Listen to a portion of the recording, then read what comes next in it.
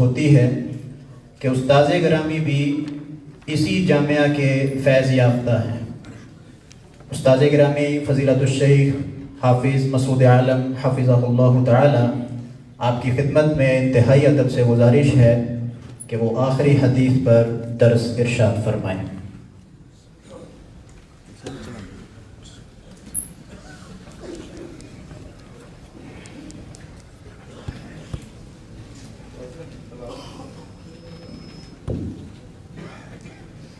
ان الحمد لله نحمده ونستعينه ونستغفره ونستهديه ونعوذ بالله من شرور انفسنا وسيئات اعمالنا، من يهده الله فلا مضل له ومن يضلل فلا هادي له، واشهد ان لا اله الا الله وحده لا شريك له، وأشهد أن محمدًا عبده ورسوله۔ يا أيها الذين آمنوا اتقوا الله حق تقاته ولا تموتن إلا وأنتم مسلمون۔ يا أيها الناس اتقوا ربكم الذي خلقكم من نفس واحدة وخلق منها زوجها وبث منهما رجالا كثيرا ونساء، واتقوا الله الذي تساءلون به والأرحام إن الله كان عليكم رقيبا۔ يا أيها الذين آمنوا اتقوا الله وقولوا قولا سديدا يصلح لكم أعمالكم ويغفر لكم ذنوبكم، ومن يطع الله ورسوله فقد فاز فوزا عظيما۔ أما بعد، فإن خير الحديث كتاب الله، وخير الهدي هدي محمد صلی اللہ علیہ وسلم، وشر الامور محدثاتها وكل محدثة بدعة وكل بدعة ضلالة وكل ضلالة في النار۔ قال الله تبارك وتعالى: اعوذ بالله من الشيطان الرجيم، سبحانك لا علم لنا الا ما علمتنا انك انت العليم الحكيم۔ اللهم انفعنا بما علمتنا وعلمنا ما ينفعنا وزدنا علما نافعا۔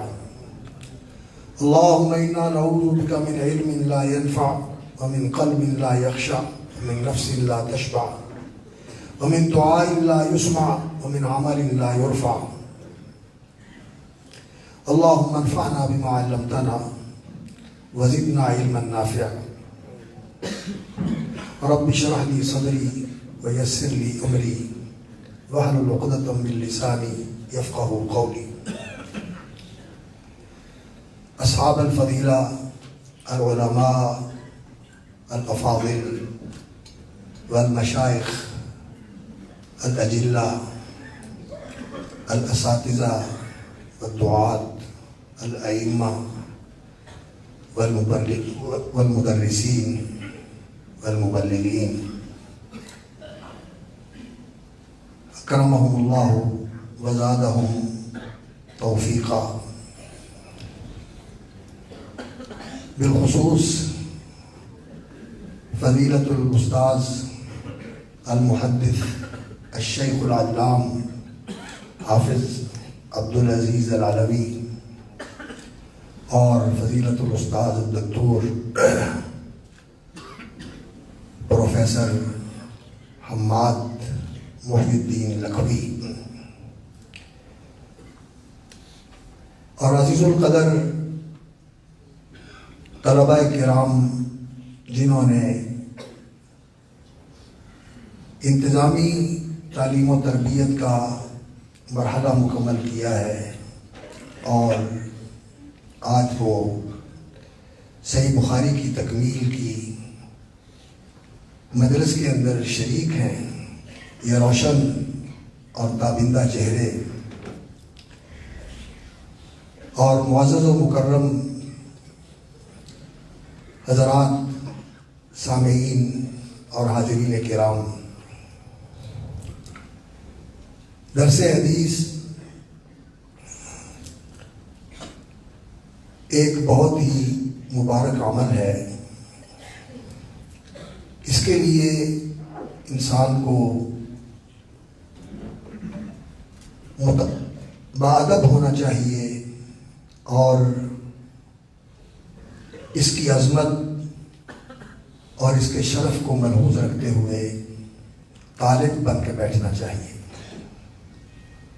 طلبگار بن کے بیٹھنا چاہیے، لینے کے لیے بیٹھنا چاہیے، غافل اور بے پرواہ ہو کر حدیث کی مجلس میں نہیں بیٹھنا چاہیے، کیونکہ حدیث کی مجلس جیسا کہ بہت سارے محدثین سے منقول ہے کہ جہاں رسول اللہ صلی اللہ علیہ وسلم کی بات ہوتی ہے، جہاں آپ کی سنت کا تذکرہ ہوتا ہے، آپ کی سیرت کا ذکر خیر ہوتا ہے، آپ کے فرامین بیان کیے جاتے ہیں، وہ رسول اکرم صلی اللہ علیہ وسلم کی باتیں سنائی جاتی ہیں۔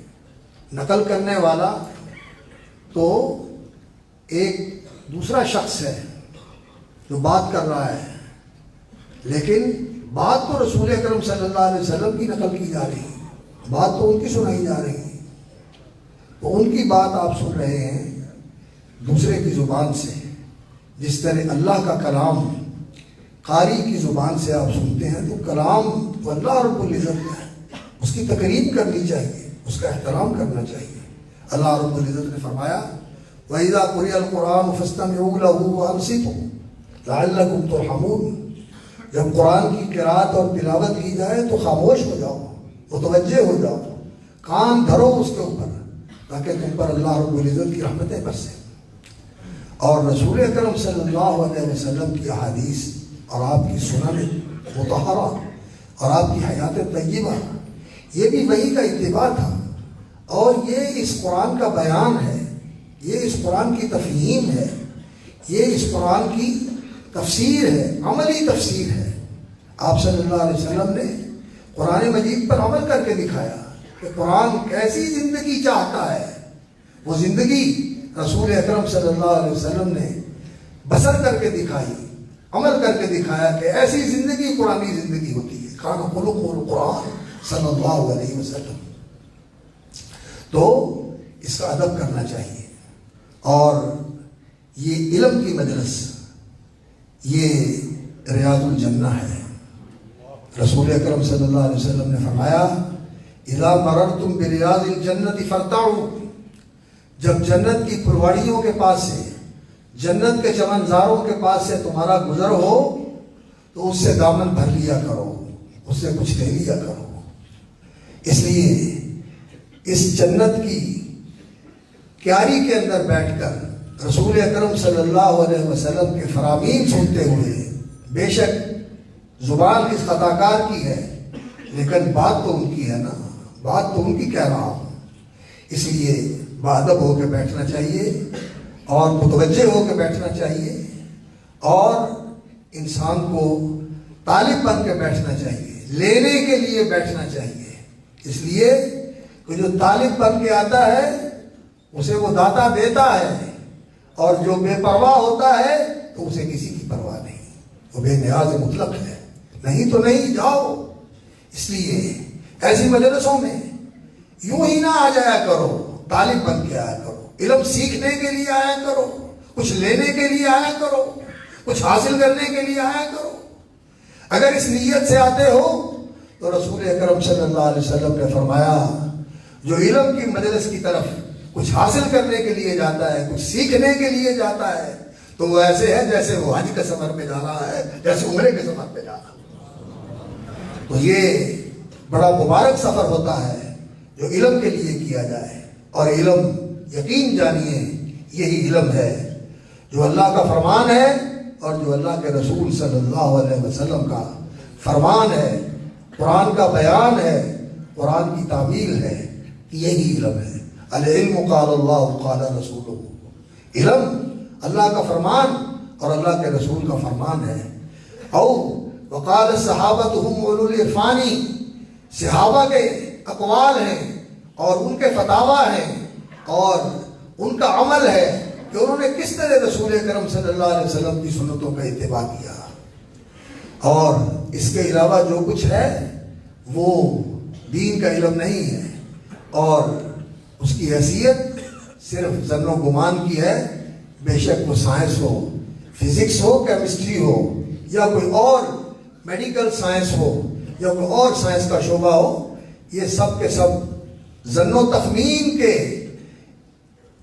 باب ہیں، انسان کے اندازے ہیں، انسان کی ذہنی اپروچ ہے۔ ایک وقت تک انسان نے تحقیق کر کے، مشاہدہ کر کے، تجربہ کر کے جانا کہ بات ایسے ہے، لیکن کل کو یہ ہو سکتا ہے کہ غلط ثابت ہو، بات ایسے نہیں ویسے ہو، اور اس میں تبدیلیاں آتی رہتی ہیں، نئی سے نئی چیزیں سامنے آتی رہتی ہیں۔ لیکن جو العلم ہے، سچا اور یقینی علم، قطعی اور حقیقی علم، وہ یہ علم ہے جو وحی کا علم ہے، جو نبیوں کو عطا ہوا ہے، کتابوں کی شکل میں یا وحیوں کو، یا وحی کی شکل میں، احادیث کی سنت کی شکل میں انبیاء علیہ السلام کو عطا کیا گیا ہے۔ تو علم کی مجلس میں انسان کو متعلم بن کے بیٹھنا چاہیے، باادب بن کے بیٹھنا چاہیے۔ اور یہ کتاب الجامع الصحیح المسند المختصر من حدیث رسول اللہ صلی اللہ علیہ وسلم، اور ایک نسخے میں من امور رسول اللہ صلی اللہ علیہ وسلم وسننہ وایامہ۔ اس کتاب کے نام کو سمجھنے سے انسان کو اندازہ ہوتا ہے کہ اس میں کیا کچھ بیان کیا گیا ہے، اس میں کیا کچھ بیان کیا گیا ہے۔ الجامع یہ دین کے بارے میں جتنی بھی انسان کی ضرورت کی چیزیں ہیں، جن کا سیکھنا، جاننا، سمجھنا، عمل کرنے کے لیے، عقیدہ رکھنے کے لیے، معاملات کے اندر، اخلاق کے اندر، آداب کے اندر، معلومات کے اندر، حکومت چلانے کے لیے، لوگوں کے فیصلے کرنے کے لیے، پنچایتوں کے اندر لوگوں کی صلح کرانے کے لیے، اور معاملات کے اندر، زراعت کے اندر، تجارت کے اندر، لین دین کے اندر، نکاح اور معاشرت کے اندر، اور نفقات کے اندر، اور رشتہ داری کے اندر، جتنی بھی چیزوں کی انسان کو ضرورت پیش آ سکتی ہے، یہ ان ساری چیزوں کا بیان اس کتاب کے اندر موجود ہے۔ الجامع، قرآن کی تفسیر بھی اس میں ہے، قرآن کے فضائل بھی اس میں ہیں، اس میں دعوات بھی ہیں، دعائیں بھی ہیں، اذکار بھی ہیں، اور اس میں رقاب بھی ہے، اور اس میں اشراط الساعہ بھی ہے، قیامت کی نشانیاں بھی ہیں، فتن بھی ہیں کہ دنیا کے اندر کیا کیا فتنے پیدا ہوں گے، بلکہ اس کے اندر بدء الخلق، اس کائنات کی ابتدا کیسے ہوئی، انبیاء کے تذکرے بھی ہیں، رسول اکرم صلی اللہ علیہ وسلم کی سیرت بھی ہے، آپ کے غزوات کا تذکرہ بھی ہے، آپ کے صحابہ کے فضائل بھی ہیں، اور مناقب بھی ہیں۔ یہ جتنی چیزیں ہیں سب اس کے اندر بیان کی گئی ہیں، اور اس پر مزید اس کتاب کے اندر اصول فقہ، اصول حدیث کا بھی بیان ہے۔ کتاب العلم کے اندر اصول حدیث کے مسائل بیان کیے ہیں، اور کتاب الاحکام کے اندر اصول فقہ کے مسائل بیان کیے ہیں، اور بعض ایسے فقہا کے اعمال اور اقوال جو انہوں نے دین کے اندر ایسے راستے نکالے جن سے دین کی حقیقت مجروح ہوتی ہے، اور دینداری کی روح جو ہے وہ مر جاتی ہے، مردہ ہو جاتی ہے، پریمردہ ہو جاتی ہے۔ صرف لفظوں سے کھیل کر دین کے احکام سے نکلنے کے راستے نکالے، ہیل کے نام سے، ان کی تردید بھی ہے، کتاب الہیل کے نام سے اس کی تردید بھی کی ہے۔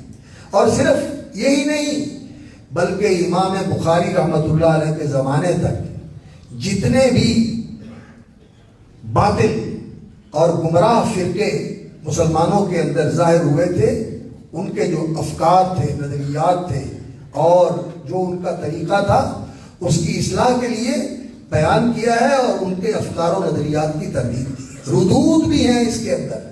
خوارج کا رد ہے، جو پہلے ظاہر ہونے والا فرقہ تھا، حضرت عثمان رضی اللہ تعالیٰ عنہ کے خلاف کھڑے ہوئے پروپیگنڈے کی وجہ سے، اور ایسے ہی بدگمانی کرتے ہوئے۔ خوارج کا رد کتاب الایمان میں بھی ہے، اور آگے جا کے امام بخاری رحمۃ اللہ علیہ نے کتاب المرتدین اس کے اندر بھی ان کا رد کیا ہے، کتاب الاکراہ کے اندر بھی ان کا رد کیا ہے۔ خوارج کا بھی رد ہے، اور صحابہ کے فضائل و مناقب بیان کیے ہیں، اور کتاب الایمان کے اندر جو ایمان کی حقیقت بیان کی ہے، اس کے اندر انصار کی محبت اور صحابہ کی محبت کا ذکر فرمایا ہے۔ اس میں روافض کا بھی رد ہے، شیعہ روافض ان کا بھی رد ہے، اور اسی طرح جہمیہ اور معتزلہ جنہوں نے صفات کا انکار کیا، تقدیر کا انکار کیا، قدریہ، منکرین تقدیر، جبریہ جو یہ کہتے تھے کہ انسان مجبور محض ہے، ان کا بھی رد ہے۔ تو امام بخاری رحمۃ اللہ علیہ نے اس کتاب کے اندر دین کے حوالے سے جو انسان کی ضرورت ہے وہ سب جمع کر دیا، الجامع، الصحیح، اور پھر اس کے اندر جو چیزیں انہوں نے ذکر کی ہیں وہ سب کی سب صحیح ہیں۔ صحیح سند کون سی ہوتی ہے؟ جو صحیح متصل اسنادہ بنقل عدل ضابطی، جس کی سند عادل ضابط کی روایت کے ساتھ متصل ہو، کہیں انقطاع نہ ہو، ولم یشد ولم یعل، اور وہ شاذ بھی نہ ہو اور معلول بھی نہ ہو۔ یہ صحیح کی تعریف ہے۔ تو صحیح اسانید کے ساتھ جو معلومات نقل کی گئی ہیں وہ امام بخاری رحمۃ اللہ علیہ نے اس کے اندر بیان کی ہے۔ اور المسند، مسند سے مراد کیا ہوتا ہے؟ والمسند المتصل المرفوع، مسند اس حدیث کو کہا جاتا ہے جو متصل ہو اور نبی صلی اللہ علیہ وسلم کی ذات گرامی تک پہنچتی ہے۔ والمسند المتصل المرفوع وما لتابعین هو المقطوع، بیقونی آپ لوگوں نے یاد کیا ہوگا، اس کے اندر اس نے لکھا ہے یہ والمسند المتصل المرفوع، متصل ہو اور رسول اکرم صلی اللہ علیہ وسلم کی طرف اس کی نسبت ہو، تو مسند مرفوع احادیث ہیں۔ اور باقی اس کے اندر جو معلقات ہیں، یعنی جو ایسی روایات ہیں جو مسند نہیں ہیں، معلق ہیں، ان کی سند میں سے پہلا حصہ حذف کر دیا گیا ہے اور اوپر سے بغیر اتصال کے وہ نقل کر دی گئی ہیں۔ ان میں سے بہت ساری تو ایسی ہیں جو صحیح بخاری میں متصل ہیں، اور بعض ایسی ہیں جو صحیح بخاری میں تو نہیں لیکن دوسری جگہ متصل ہیں۔ حافظ ابن حجر رحمۃ اللہ علیہ نے تغلیق التعلیق کے نام سے کتاب لکھی ہے مستقل، جس میں ان معلقات کی اسانید ذکر کر کے بتا دیا ہے کہ یہ اکثر بلکہ 98% ایسی ہیں کہ جو صحیح ہیں، اور جو دوسری ہیں وہ بھی ایسی ہیں کہ جن کی تائید اور جن کے لیے شواہد ملتے ہیں اور مؤیدات ان کے موجود ہیں، اور وہ بالکل مردود نہیں ہے۔ اس لیے امام بخاری رحمۃ اللہ علیہ کا جو قول ہے ما ادخلت فی کتابی الا ما صح، میں نے اپنی اس کتاب میں صرف وہی چیز ذکر کی ہے جو صحیح ہے۔ تو اس میں جو مرفوع احادیث ہیں وہ تو سب کی سب صحیح ہیں، اور جو معلقات ہیں ان میں اکثر تو بخاری کے اندر ہی موصول ہیں، اور دوسری جو ہیں وہ دوسری کتابوں کے اندر موصولاً ذکر ہوئی ہیں، ان میں سے اکثر صحیح ہیں، اور بعض کے متعلق علماء نے کہا ہے کہ ان کی سند جو ہے اس کے اندر کچھ ضعف ہے، لیکن متن کا معنی جو ہے وہ کوئی مردود نہیں ہے، وہ قابل قبول ہے۔ اور صحابہ کے اقوال بھی ذکر کیے ہیں، تابعین کے فتاویٰ بھی ذکر کیے ہیں، یہ آثار بھی ذکر کیے ہیں۔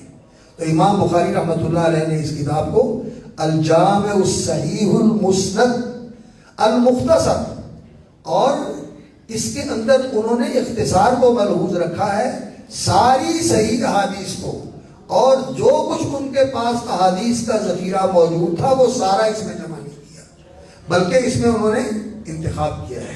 یہ ان کی سلیکشن ہے، یہ انہوں نے انتخاب کیا ہے، چنیدہ ہے، یہ انہوں نے چن کر جن کو بہت معتبر، پختہ، مضبوط اور مستند پایا، ان کو انہوں نے اس کتاب کے اندر درج کیا ہے۔ المختصر، اور اختصار کو ملحوظ رکھا ہے، سارا کچھ ذکر نہیں کیا۔ کہتے ہیں وَتَرَكْتُ مِنَ الصَّحِيحِ الْكَثِيرَ حَتَّى لَا يَطُولَ، بہت ساری صحیح روایات کو میں نے ذکر نہیں کیا تاکہ یہ کتاب لمبی نہ ہو جائے۔ اور لکھی کس لیے ہے؟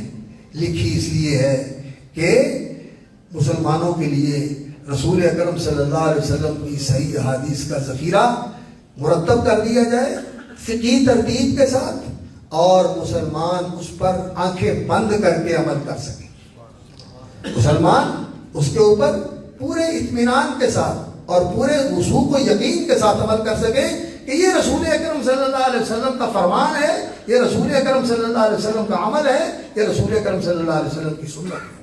من امور رسول اللہ صلی اللہ علیہ وسلم، یا من حدیث رسول اللہ صلی اللہ علیہ وسلم، رسول اکرم صلی اللہ علیہ وسلم امر کی جمع امور ہے، اور امور جب ہوتا ہے تو اس کا معنی ہوتا ہے معاملات، یعنی رسول اکرم صلی اللہ علیہ وسلم کے معاملات، آپ صلی اللہ علیہ وسلم کا تعامل، جو کچھ آپ صلی اللہ علیہ وسلم نے کہا، جو آپ صلی اللہ علیہ وسلم نے کیا، جس کی آپ صلی اللہ علیہ وسلم نے تقریر فرمائی، یہ آپ کے جتنے معاملات ہیں قول کے، فعل کے، تقریر کے امور میں آ جاتے ہیں، امور رسول اللہ صلی اللہ علیہ وسلم و سننی ہی، اور رسول اکرم صلی اللہ علیہ وسلم کی سنتیں، آپ کے طریقے، آپ کے معمولات، اس کی بعد میں وضاحت فرما دیا۔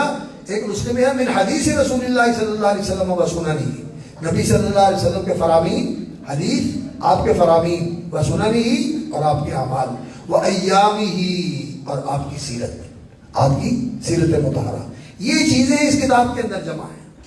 اور امام بخاری رحمۃ اللہ علیہ نے اس کتاب کو، جو ان کے پاس 6 لاکھ احادیث کا ذخیرہ تھا، اس میں سے انتخاب کیا ہے۔ اور یہ کوئی اس طرح کی کتاب نہیں ہے کہ ادھر ادھر سے اکٹھا کر دیا اور پھر جمع کر دیا اس کو، یہ اپنے پاس سے امام بخاری رحمۃ اللہ علیہ نے یہ چیزیں نقل کر دی نہیں، امام بخاری رحمۃ اللہ علیہ نے جو حدیث نقل کی ہے باسند نقل کی ہے، اور اس کے بارے میں بتایا ہے کہ یہ مجھے فلاں استاد سے ملی، اس کو فلاں استاد سے ملی۔ یہ سلسلہ سند جو ہے، جس طرح عزیز گرامی نے اپنی سند پڑھی اور پھر امام سرخسی تک پہنچ کر آگے فربری رحمۃ اللہ علیہ کے واسطے سے پہلا باب بھی پڑھا اور آخری باب بھی پڑھا صحیح بخاری کا، تو اسی طرح میرا سلسلہ سند بھی صحیح بخاری کے ساتھ الحمدللہ متصل ہے۔ میں نے صحیح بخاری جو ہے وہ اس جامعہ سلفیہ میں حافظ عبداللہ شیخ الحدیث، ہمارے استاد گرامی اور بہت ہی شفیق اور مہربان استاذ، اور بہت ہی اللہ والے انسان تھے، ولی اللہ تھے اپنے وقت میں نے ان سے صحیح بخاری پڑھی، اور صحیح مسلم جو ہے مولانا ثناء اللہ ہوشیار پوری رحمۃ اللہ علیہ سے پڑھی، یہی جامعہ سلفیہ میں۔ اور میری سند جو ہے وہ حافظ محمد گوندلوی رحمۃ اللہ علیہ تک، حافظ عبداللہ بڑی بالوی رحمۃ اللہ علیہ کے واسطے سے پہنچتی ہے، اور حافظ گوندلوی رحمۃ اللہ علیہ کی سند امام حضرت حافظ عبد المنان وزیر آبادی کے واسطے سے شاہ الکل فی الکل سید رضی اللہ سے آگے شاہ عبدالعزیز اور شاہ ولی اللہ تک پہنچتی ہے، اور شاہ ولی اللہ کی سند انہوں نے لکھی ہوئی ہے، اتحاف النبی کے اندر بھی لکھی ہے، اور دوسری کتابوں کے اندر شاہ عبدالعزیز رحمۃ اللہ علیہ نے بھی لکھی ہے، اور میاں نذیر حسین صاحب کی اسانید جو ہیں وہ مولانا شمس الحق رحمۃ اللہ علیہ نے المکتوب اللطیف کے اندر وہ ساری اسانید بیان کی ہیں۔ تو یہ بھی میری سند جو ہے امام بخاری تک پہنچتی ہے، اور میرے پاس ایک اور واسطہ بھی ہے، اور وہ ہے میرے پاس اجازت مولانا عبدالغفار حسن رحمہ اللہ سے، وہ بھی میرے استاذ تھے، میں نے مدینہ یونیورسٹی میں ان سے سبل السلام پڑھی، اور ان سے میں نے حدیث کی اجازت لی، اور انہوں نے پڑھی تھی صحیح بخاری مولانا احمد اللہ قریشی رحمۃ اللہ علیہ کے پاس جامعہ رحمانیہ دلی میں، اور انہوں نے پڑھا تھا شیخ الکل کے پاس، یعنی ایک واسطے کے ساتھ شیخ الکل کے پاس میں صرف 2 واسطوں سے پہنچ جاتا ہوں، شیخ الکل کے ساتھ میری سند جا کے مل جاتی ہے، مولانا عبدالغفار رحمانی رحمۃ اللہ علیہ اور شیخ احمد اللہ قریشی رحمۃ اللہ علیہ دہلوی، وہ شاگرد تھے شیخ الکل کے سید نذیر حسین دہلوی رحمۃ اللہ علیہ، اور عبداللہ صاحب والی سند میں عبداللہ صاحب میرے استاد ہیں، ان کے استاد حافظ گوندلوی ہیں، ان کے استاد حافظ المنان ہیں، اور امام عبدالجبار ہیں، اور ان کے استاد شیخ الکل ہیں، یہاں واسطے بڑھ جاتے ہیں۔ اور ایک واسطہ اور بھی ہے کہ یہ احمد اللہ قریشی تھے، یہ شاگرد تھے مولانا عبدالحق بنارسی رحمۃ اللہ علیہ کے، اور مولانا عبدالحق بنارسی جو تھے یہ شاگرد تھے شاہ عبد القادر کے اور شاہ عبدالعزیز کے، یہ شاہ اسحاق سے بھی اوپر ہیں، یہ شاہ اسحاق سے بھی اوپر ہیں، یہ براہ راست شاہ ولی اللہ رحمۃ اللہ علیہ تک ایک واسطے سے پہنچ جاتے ہیں، شاہ عبدالعزیز کے واسطے سے اور شاہ عبد القادر کے واسطے سے۔ اور دوسری ان کے پاس سند دی کہ انہوں نے امام شوکانی رحمۃ اللہ علیہ کے بیٹے محمد ابن علی کے پاس پڑھا، ان سے اجازت لی، اور امام شوکانی تک بھی ان کا سلسلہ سند پہنچتا ہے، اور امام شوکانی رحمۃ اللہ علیہ کی کتاب اتحاف الاکابر باسناد الدفاتر کے نام سے وہ موجود ہے، اور یہ سلسلہ امام بخاری تک پہنچتا ہے۔ یہ جو سند ہے یہ کڑیاں ہیں جو انسان کا ربط اور انسان کا اتصال قائم کر دیتی ہیں محمد رسول اللہ صلی اللہ علیہ وسلم۔ ہمارا علم الحمدللہ براہ راست رسول اکرم صلی اللہ علیہ وسلم سے لیا گیا ہے، اور ساری کڑیاں متصل ہیں، کسی جگہ انقطاع نہیں۔ اور جو صرف کتابوں سے لیتے ہیں یا سوشل میڈیا پہ بیٹھ کر سنتے ہیں یا ادھر ادھر سے اکٹھا کر کے لے لیتے ہیں، ان کا سلسلہ اسناد جو ہے یہ متصل نہیں ہوتا. ہمارا قرآن کا سلسلہ بھی الحمدللہ متصل ہے اور حدیث کا سلسلہ بھی متصل ہے. اور یہ بہت بڑا شرف ہے کہ یہ نسبت قائم ہو جاتی ہے اتصال کے ساتھ, وصل کے ساتھ, ربط کے ساتھ, ضبط کے ساتھ. اور بالکل یہ تقرا کر لیا اپنے ذہن میں, استعادہ کر کے جو میں نے کتابوں میں درج کی ہوئی ہیں. اور فرماتے تھے کہ میں نے 1 لاکھ صحیح حدیث یاد کی ہوئی ہے اور 2 لاکھ غیر صحیح بھی مجھے یاد ہے, تاکہ مجھے دھوکہ نہ دے سکے, تو مجھے یہ نہ کہہ سکے کہ یہ بھی حدیث ہے. نہیں, کھرے کا بھی پتہ ہے اور کھوٹے کا بھی پتہ ہے. اور پھر یہی نہیں کہ 16 سال لگائے اس انتخاب کے اوپر, لکھتے رہے, جمع کرتے رہے, چھان بین کرتے رہے, دیکھ بھال کرتے رہے اور تحقیق و تنقیق کے ساتھ لگے رہے اس کے انتخاب میں. اور ان کا یہ بھی فرمان ہے کہ میں نے جو کتاب لکھی ہے, اپنی ہر کتاب میں نے 3 دفعہ لکھی ہے. 1 دفعہ اس کا علمی مواد جمع کیا ہے, علمی لوازمہ جمع کیا ہے, اور پھر اس کو ترتیب دیا ہے, اور پھر اس کی تحقیق اور تنقیق کی ہے, اس کی تبیین اور تنقیق کی ہے. اس طرح میں نے لکھا ہے. اور صحیح بخاری کے لیے تو اس سے بھی بڑھ کر اہتمام کیا ہے. کہتے ہیں کہ میں نے اس کو مکے میں شروع کیا تھا, حرم مکی میں اس کی ابتدا کی تھی, اور پھر لکھتے رہے, سفر بھی کرتے رہے, ساتھ ساتھ لکھتے بھی رہے. اور پھر آخر میں آ کر اس کی تمییز بھی حرم مکی میں کی. اور جب اس کے عناوین قائم کرنے کا مرحلہ آیا تو مدینہ منورہ میں ریاض الجنہ میں تشریف لے گئے, ریاض الجنہ میں بیٹھ کر کیا. اور کہتے ہیں کہ جو میں نے حدیثیں اس میں لکھی ہیں, ہر ایک حدیث کو لکھنے سے پہلے میں نے غسل کیا, وضو کیا, اور اس کے بعد 2 رکعت نماز پڑھی اور اللہ سے دعا کی استخارہ کر کے کہ یا اللہ اس حدیث کے بارے میں مجھے اطمینان اور یقین نصیب فرما دے. اگر یہ تیرے پیغمبر کی حدیث ہے تو پھر ہی میں لکھوں. حتیٰ تیقنت صحتہ, جب اس کی صحت کا مجھے یقین ہو گیا تو پھر میں نے اس کتاب میں اس کو درج کیا. اور پھر اس میں بس نہیں کیا, اس کو علماء کے سامنے پیش کیا, یحییٰ بن معین کے سامنے, علی بن مدینی کے سامنے, امام احمد بن حنبل کے سامنے. اپنے وقت کے اساتین علم ہیں, محدثین ہیں, نقاد حدیث ہیں, امام ہیں, فقہ کے بھی اور حدیث کے بھی. انہوں نے بھی ان کی تائید کی کہ آپ کا انتخاب بہت بہترین ہے. بلکہ ان کی نظر تو ایسی تھی کہ اساتذہ محمد بن سلام البیکندی نے کتابیں لکھی اور امام بخاری کو دی, کہتی ان پہ نظر ثانی کر کے ان کی غلطیاں لگا دو تاکہ میں ان کی تصحیح کر لوں. امام بخاری کے استاد ان سے کہتے ہیں. اللہ اکبر. تو امام بخاری نے اپنے اساتذہ کے سامنے بھی پیش کیا, اور پھر اس کتاب کو اللہ رب العزت نے یہ قبولیت عطا فرمائی. ان کا اخلاص تھا. اور کہتے ہیں کہ یہ میں نے کتاب لکھی وَجَعَلْتُهُ حُجَّةً بَيْنِي وَبَيْنَ اللَّهِ يَوْمَ الْقِيَامَةِ. میں نے اس کتاب کو اپنے لیے حجت بنایا ہے. حجت بنانے کے 2 معنی ہیں. ایک, میں نے عمل کیا ہے اس کتاب کے اوپر. یہ نہیں کہ کتابیں لکھی, خطبے دیے, واعظ دیے, تقریریں کی, لیکن اپنا عمل نہیں, اس پر عمل بھی کیا ہے. یہ میرے حق میں گواہی دے گی, یہ میرے حق میں گواہی دے گی کہ میں نے اس پر عمل بھی کیا ہے. اور دوسرا, میں نے اس کو حجت بنایا ہے اپنے اور اللہ کے درمیان, اور لوگوں کے لیے بھی حجت بنایا ہے کہ جو نبی صلی اللہ علیہ وسلم کے طریقے پر عمل کرتا ہے وہ اس کتاب کے مطابق عمل کر لے, انشاءاللہ اس کا عمل جو ہے اللہ کی بارگاہ میں مقبول ہوگا, کیونکہ رسول اکرم صلی اللہ علیہ وسلم کے طریقے کے مطابق ہے. اور علماء کا اتفاق ہے اس پر, محدثین کا, فقہاء کا, اور تمام طبقات کا, تمام مکاتب فکر کا اس بات پر اتفاق ہے کہ اصح الکتب بعد کتاب اللہ کتاب محمد بن اسماعیل البخاری. اور صحیح مسلم بھی ایسے ہی ہے. وہ امام مسلم رحمۃ اللہ علیہ نے 15 سال میں مرتب کی. امام بخاری نے 6 لاکھ سے انتخاب کیا, امام مسلم نے 3 لاکھ سے انتخاب کیا. امام بخاری نے 16 سال لگائے, امام مسلم نے 15 سال لگائے. یہ کتابیں انہوں نے اتنی محنت کر کے لکھی ہیں, اور ہم تو 1 سال میں پڑھ لیتے ہیں یا 2 سال میں پڑھ لیتے ہیں, اور پھر ہمارا پڑھنا بھی ایسا ہی ہوتا ہے کہ ہم گزر جاتے ہیں. یقین جانیے کہ یہ کتابیں تو ایسی ہیں کہ ان کے اوپر انسان کو ڈیرے ڈالنے چاہیے, انسان کو ان کے اوپر غور و فکر کرنا چاہیے, بار بار پڑھنا چاہیے, تلاوت کے طور پر بھی پڑھنا چاہیے, اور تفہم اور تمعن اور تدقیق کے ساتھ اور تحقیق کے ساتھ بھی پڑھنا چاہیے, گہری نظر کے ساتھ اور پوری طرح سمجھ کر اور اس کی گہرائی اور اس کی گہرائی کو جان کر اس کتاب کا مطالعہ کرنا چاہیے. تو پھر یہ کتاب ایسی ہے, اللہ اکبر.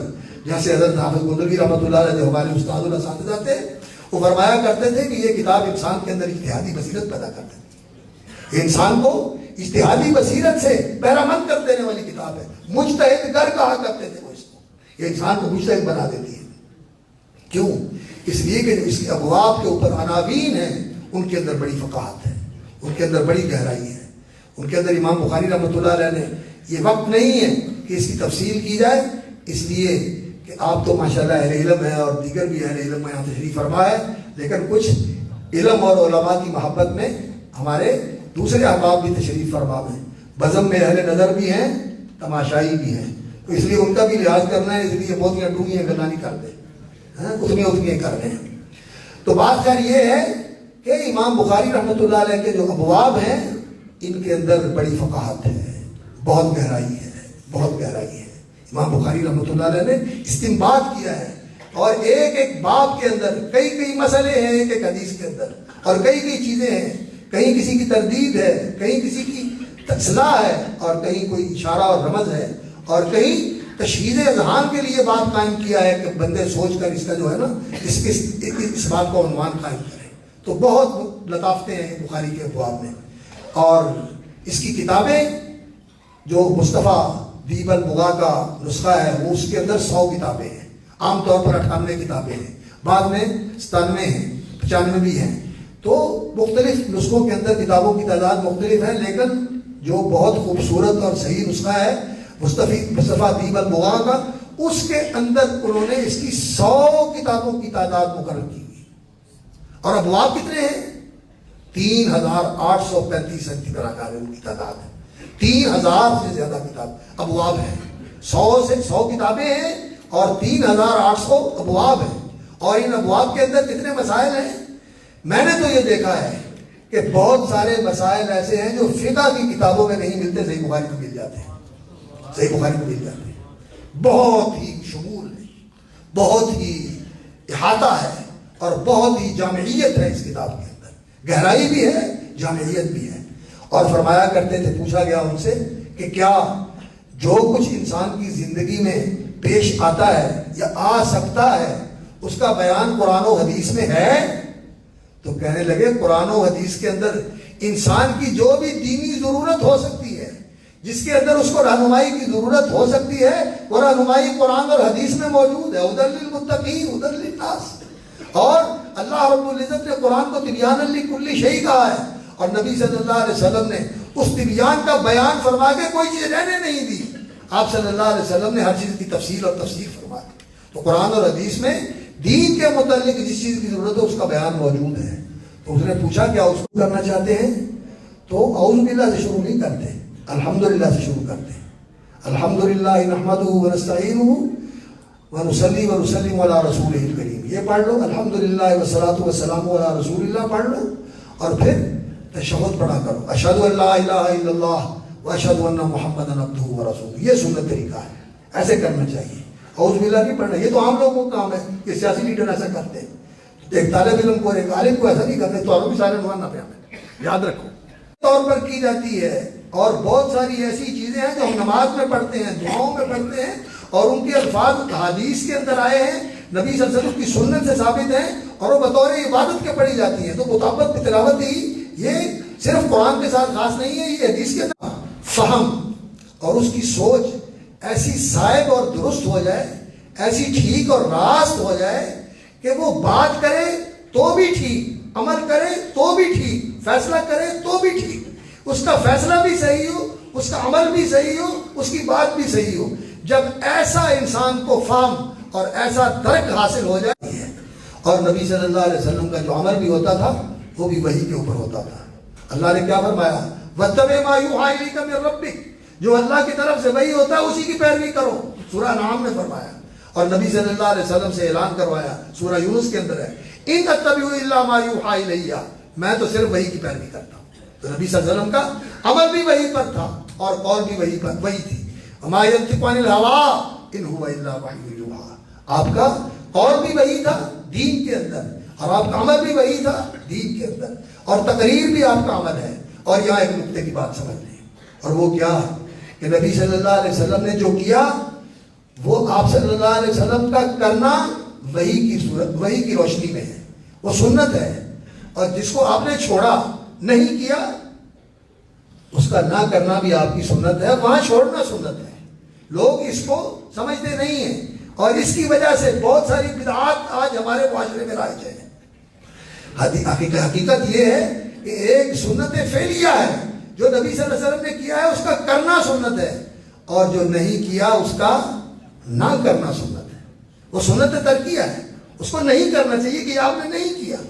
یہ امام شاطبی رحمۃ اللہ علیہ اور اس دور کے محدث عظیم اور مجدد اپنے وقت کے امام ناصر الدین البانی، محمد ناصر الدین البانی رحمہ اللہ وعلی اللہ درجتہ فی جنت الفردوس، انہوں نے اس اصول کی بڑی وضاحت کی اور حدیث کے علم کی تجدید کی، اور جو امام بخاری رحمۃ اللہ علیہ نے کام شروع کیا تھا، اس سے پہلے کتابیں لکھی گئی، امام بخاری سے پہلے کتابیں لکھی گئی، لیکن ان میں صحیح بھی ہوتی تھی اور غیر صحیح بھی ہوتی تھی، بڑی بڑی ضخیم کتابیں لکھی گئی۔ مسند امام احمد ہے، تقریباً 29,000 حدیثوں کا مجموعہ ہے، اس میں اکثر احادیث صحیح ہیں لیکن کچھ کمزور بھی ہیں۔ مسند اسحاق بن راہویہ بھی اب چھپ گیا ہے، مسند ابن ابی شیبہ بھی ہے، مسند ابن ابی شیبہ بھی تھا، مسند عبدالرزاق ہے، مسند ابن ابی شیبہ ہے، اور سنن سعید بن منصور تھا، اور اسی طرح مسند الحمیدی ہے، اور بھی کتابیں لکھی گئی تھی امام بخاری سے پہلے، لیکن ان میں صحیح کا انتظام نہیں کیا تھا۔ منتقى ابن الجارود ہے، اس کے اندر بھی انہوں نے صحیح کا التزام کیا ہے، لیکن جو درجہ صحیح بخاری کا ہے یہ دوسری کسی کتاب میں نہیں ہے، اور اس میں صرف صحیح حدیث ہے۔ امام مسلم نے بھی اس کی کوشش کی، اور امام بخاری رحمۃ اللہ علیہ نے بھی اس کی کوشش کی، اور جو امام ابو داؤد ہیں، امام ترمذی ہیں، امام نسائی ہیں، امام ابن ماجہ ہیں، امام دارمی ہیں، ان حضرات نے صحیح اکثر صحیح حدیث جمع کی، لیکن کچھ روایات کمزور بھی ہیں، بالکل مردود نہیں لیکن کمزور بھی ہیں۔ لیکن شاہ البانی رحمۃ اللہ علیہ نے اس دور میں آ کر صحیح اور ضعیف کی پہچان کا ایک ایسا شعور بیدار کیا، اور اس کے لیے اتنا کارنامہ سر انجام دیا، اللہ ان کی قبر منور فرمائے اور ان کے درجات بلند فرمائے، کہ دنیا کے اندر صحیح اور ضعیف کی پہچان کا ایک شعور بیدار ہو گیا اور ایک تحریک برپا ہو گئی، اور اب جو ہے احادیث کی تخریج کی جاتی ہے اور اس کا حکم ساتھ بیان کیا جاتا ہے، اور لوگ پوچھتے ہیں کہ کیا یہ صحیح ہے یا نہیں صحیح ہے۔ یہ اس کام کا جو تجدیدی عمل ہے، یہ امام ناصر الدین البانی کے ذریعے نقل کریں، کمزور اور واہی اور بے بنیاد قسم کی روایتیں جو ہیں وہ انہیں ذکر قرآن کی آیت کے ساتھ اور حدیث کے ساتھ درس دیا کریں، اور یہ جو ادھر ادھر علم اسی کا نام ہے، قال اللہ قال رسولہ وقال الصحابۃ هم العرفان، اس طرح کی بات کیا کریں۔ تو امام بخاری رحمۃ اللہ علیہ نے اس کی بنیاد رکھی ہے وحی کے اوپر، اس کی بنیاد رکھی ہے وحی کے اوپر، بدر وحی، اور پھر اس کے بعد باب لائے ہیں ایمان کا، کتاب الایمان، وحی پر ایمان لانا ضروری ہے۔ اللہ کا فرمان ہے، رسول اللہ صلی اللہ علیہ وسلم پر وحی آتی ہے، اللہ کی بات اور اللہ کے رسول کی بات پر، آمنوا باللہ ورسولہ، اللہ پر ایمان لاؤ اور اللہ کے رسول پر ایمان لاؤ، اللہ کی بات مانو اور اللہ کے رسول کی بات مانو، ان کی بات کو ماننا، اس کی تصدیق کرنا، اس کو قبول کرنا، اس پر عمل کرنا، یہ مسلمان کا فرض ہے۔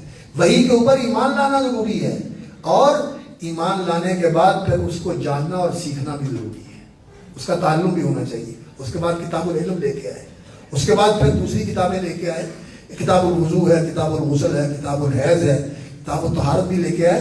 یہ کتابیں امام بخاری رحمۃ اللہ علیہ نے ذکر کی۔ کتاب الصلاۃ ہے، اور صلاۃ کے مختلف چیزیں، اذان کے متعلق اور سفر کی نماز، نفل نمازیں، اور پھر اس کے بعد امام بخاری رحمۃ اللہ علیہ نے جو جنائز وغیرہ کا سلسلہ ہے وہ بھی ذکر کیا، صلاۃ کے متعلقہ چیزیں ذکر فرمائی، پھر زکوٰۃ لے کے آئے، پھر حج اور عمرے کا بیان کیا، پھر مدینے کے فضائل بیان کیے، اور اس کے بعد پھر امام بخاری رحمۃ اللہ علیہ نے معاملات ذکر کیے، بیوع وغیرہ کے جو انسان کی زندگی میں پیش آتے ہیں، اور اس کے اندر بڑی تفصیل ہے، بہت تفصیل کے ساتھ یہ کتابیں جو ہے نا امام بخاری رحمۃ اللہ علیہ ذکر کی ہے۔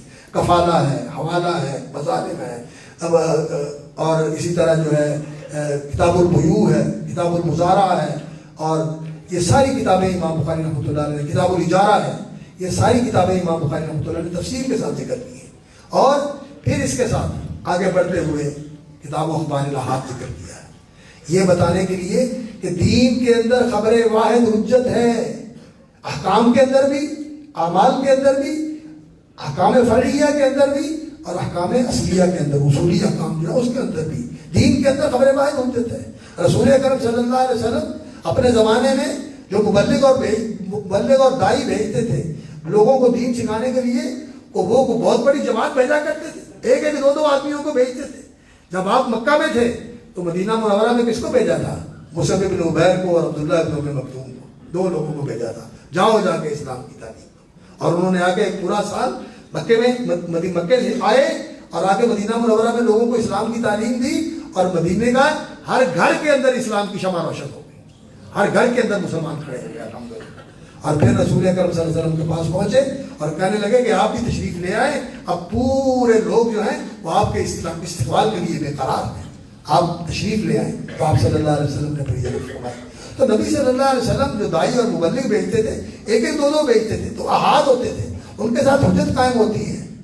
اور اللہ اکبر، قرآن مجید کی نقل و روایت کے ساتھ ہمارے پاس پہنچا ہے، اللہ کی طرف سے لکھا ہوا نہیں آیا۔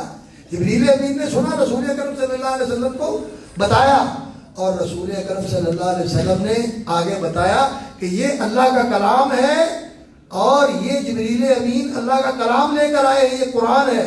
کس نے بتایا؟ رسول اکرم صلی اللہ علیہ وسلم نے۔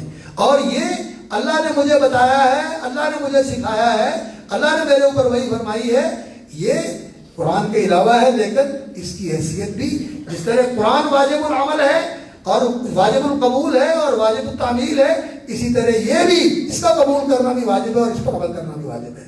اوتیت القرآن ومثلہ معہ، اللہ نے مجھے قرآن بھی دیا ہے، اور قرآن کی مانند قرآن کے ساتھ اسی طرح کی جس کے اندر سے شریعت اور احکام کو لیا جائے گا، اللہ رب العزت نے حدیث بھی دی ہے۔ تو قرآن بھی نقل و روایت کے ساتھ آیا اور احادیث بھی نقل و روایت کے ساتھ آئی، اور پھر قرآن لکھا گیا اور احادیث بھی لکھی گئی۔ اور امام بخاری رحمۃ اللہ علیہ کے زمانے تک بہت کچھ لکھا ہوا موجود تھا، لیکن ان کا زیادہ اعتماد جو تھا وہ تلقی پر تھا، تلقین و تلقی پر۔ استاد سناتا، استاد کی قرات اور اس سے سماع کرنا اور اس کا خبر دینا اور اس کا تحدیث کرنا، اس طرح لیا جاتا ہے تلقین اور تلقی۔ طالب علم تلقی کرتا، لیتا، اخذ کرتا، اور استاد تلقین کرتا اور القاء کرتا، املا کرتا، لکھواتا، پڑھاتا، سکھاتا، اس طرح لیا جاتا تھا، اور ساتھ ساتھ لکھتے بھی تھے، دونوں کام کرتے تھے۔ تو الحمدللہ بخاری کے زمانے تک کتابیں لکھی ہوئی موجود تھی، اور امام بخاری رحمۃ اللہ علیہ ایسے تھے کہ کہتے ہیں میں بہت ساری چیزیں جو میں نے بصرے میں سنی کوفے میں جا کے لکھی، کوفے میں سنی بغداد میں جا کے لکھی، بغداد میں سنی شیراز میں جا کے لکھی۔ تو حافظہ اللہ رب العزت نے ایسا دیا تھا، جو سنتے تھے اس کو فوراً محفوظ کر لیتے تھے۔ آپ نے سنا ہوا ہے کہ بعض ایک دفعہ کچھ لوگوں نے ان کا امتحان لینے کے لیے وہ سندوں کو الٹ پلٹ کر کے 10 حدیثیں اس طرح کی، کوئی سند کسی حدیث کی، کسی کی سند حدیث کے ساتھ لگا دی، کسی کی حدیث کی سند دوسری کے ساتھ لگا دی۔ تو 10 سندیں انہوں نے پڑھی اور حدیثیں پڑھی، امام بخاری نے فرمایا میں نہیں جانتا، دوسرے نے پڑھی فرمایا میں نہیں جانتا، 10 کے بارے میں یہ کہا میں نہیں جانتا۔ لوگ کہنے لگے امام بخاری اتنے بڑے عالم اور نہیں جانتے، یہ کیسی بات ہے؟ اور پھر اس پہلے وہ کہنے لگے تو نے جو پڑھی تھی، پہلی تیری حدیث تو نے ایسے پڑھی تھی، وہ ایسے نہیں جیسے تو نے پڑھی تھی، وہ ایسے ہے جیسے میں کہہ رہا ہوں، اس کی سند یہ ہے، اس کا متن یہ ہے۔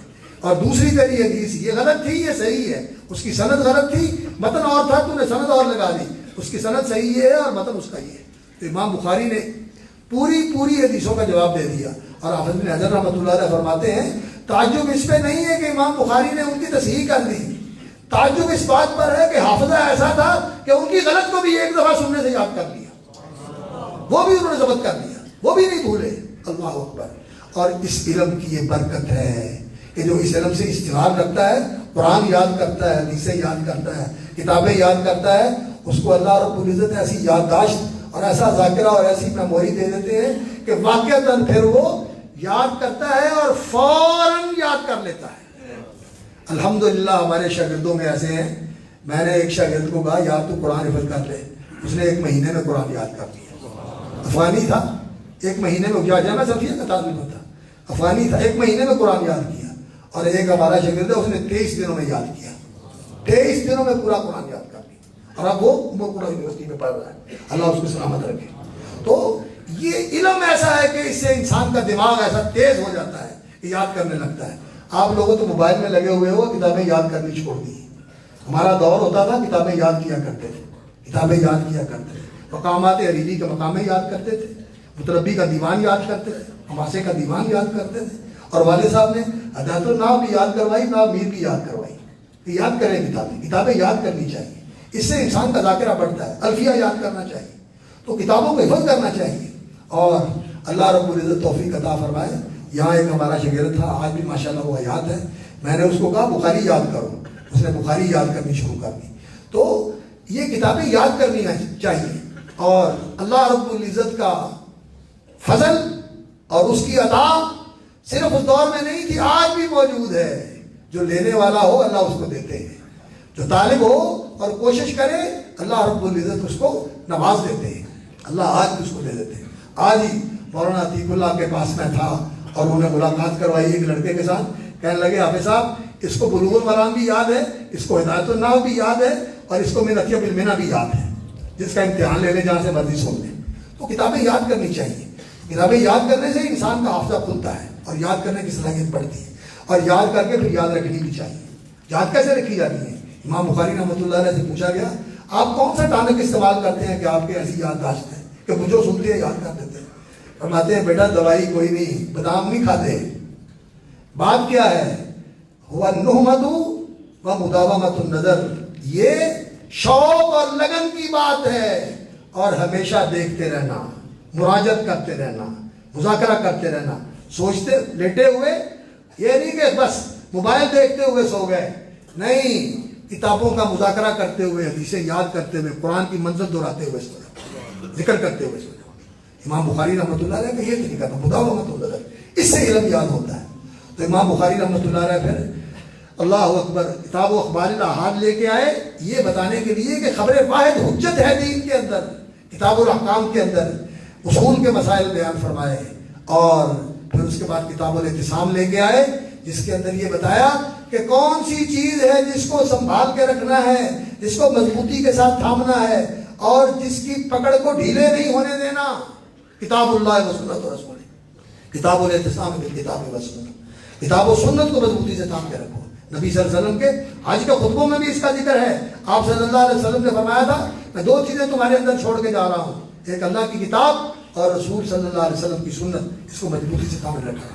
اور بعض جگہ پر نبی صلی اللہ علیہ وسلم نے سنتی و سنت الخلفاء الراشدین کا ذکر فرمایا، علیکم بسنتی و سنت الخلفاء الراشدین، میری سنت اور خلفاء الراشدین کی سنت کو پکڑنا، اس کو مضبوطی سے تھام کے رکھنا.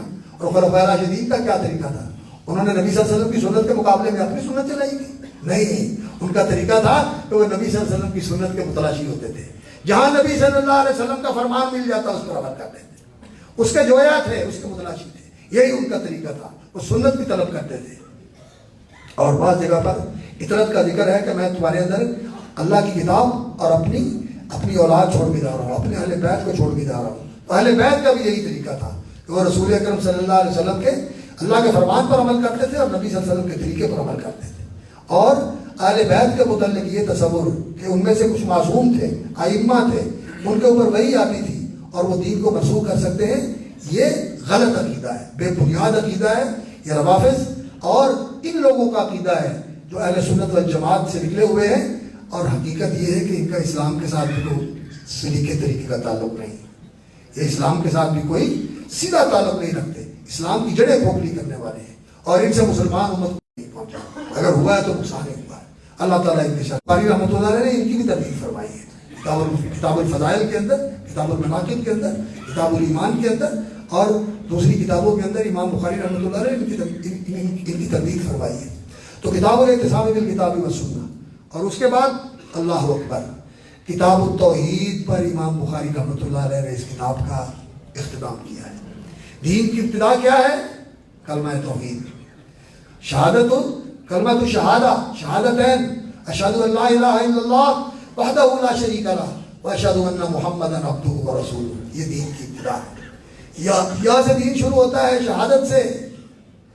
اور اختتام کیا ہے کہ انسان کی توحید سچی اور حقیقی توحید بن جائے، انسان کو توحید کا پورا شعور حاصل ہو جائے، اور توحید انسان کے اندر رچ بس جائے، اور اللہ کی توحید کو انسان اس طرح مانے کہ شرک اس کی زندگی سے نکل جائے. شرک یہ کیسا شرک ہو؟ وہ شرک جو قدیم شرک تھا، وہ شرک، یا اس کے بعد جو شرک کی صورتیں پیدا ہوتی رہی ہیں، یا آج کا شرک جو آج لوگوں کے اندر سرایت کیے ہوئے ہے، الہاد کا شرک، ہوا پرستی کا شرک، مفاد پرستی کا شرک، ذات پرستی کا شرک. یہ بھی شرک ہے کہ انسان اپنے آپ کو دین کے برابر کر دے کہ میں جو کہتا ہوں وہی صحیح ہے. دین کی کیا حیثیت ہوتی ہے؟ اپنے آپ کو خدا کا برابر کر دے، یہ تو فرعونیت ہے، نعوذ باللہ من ذلک. اور اپنی خواہشات کو شریعت کے برابر لے آئے. افرأیت من اتخذ الہہ ہواہ، جو اپنی خواہشات کو اپنا معبود بنا لیتا ہے. اور اسی طرح اللہ اکبر جو لوگوں کے بنائے ہوئے قوانین ہیں، جو لوگوں کے بنائے ہوئے دساتیر ہیں، ان کو قرآن و سنت سے برابر بلکہ ان سے بڑھ کر مقدم رکھنا اور ان کی پیروی کرنا اور قرآن و سنت کو پیچھے کر دینا، یہ ایسی چیز ہے. اتخذوا احبارهم ورهبانهم اربابا من دون اللہ والمسیح ابن مریم وما امروا الا ليعبدوا الله الها واحدا سبحانه وتعالى عما يشركون. انہوں نے اپنے درویشوں کو اور اپنے فقیہوں اور مفتیوں کو اتخذوا احبارهم ورهبانهم اربابا، انہوں نے ان کو رب بنا لیا تھا، اور ہم نے جسسوں کو اور اس پارلیمنٹ کو اور اس فلان کو اور اس فلان کو ان کو رب بنایا ہوا، ان کے قوانین مانتے ہیں، اللہ کے قانون کو چھوڑتے ہیں، اس کی تکذیب کرتے ہیں.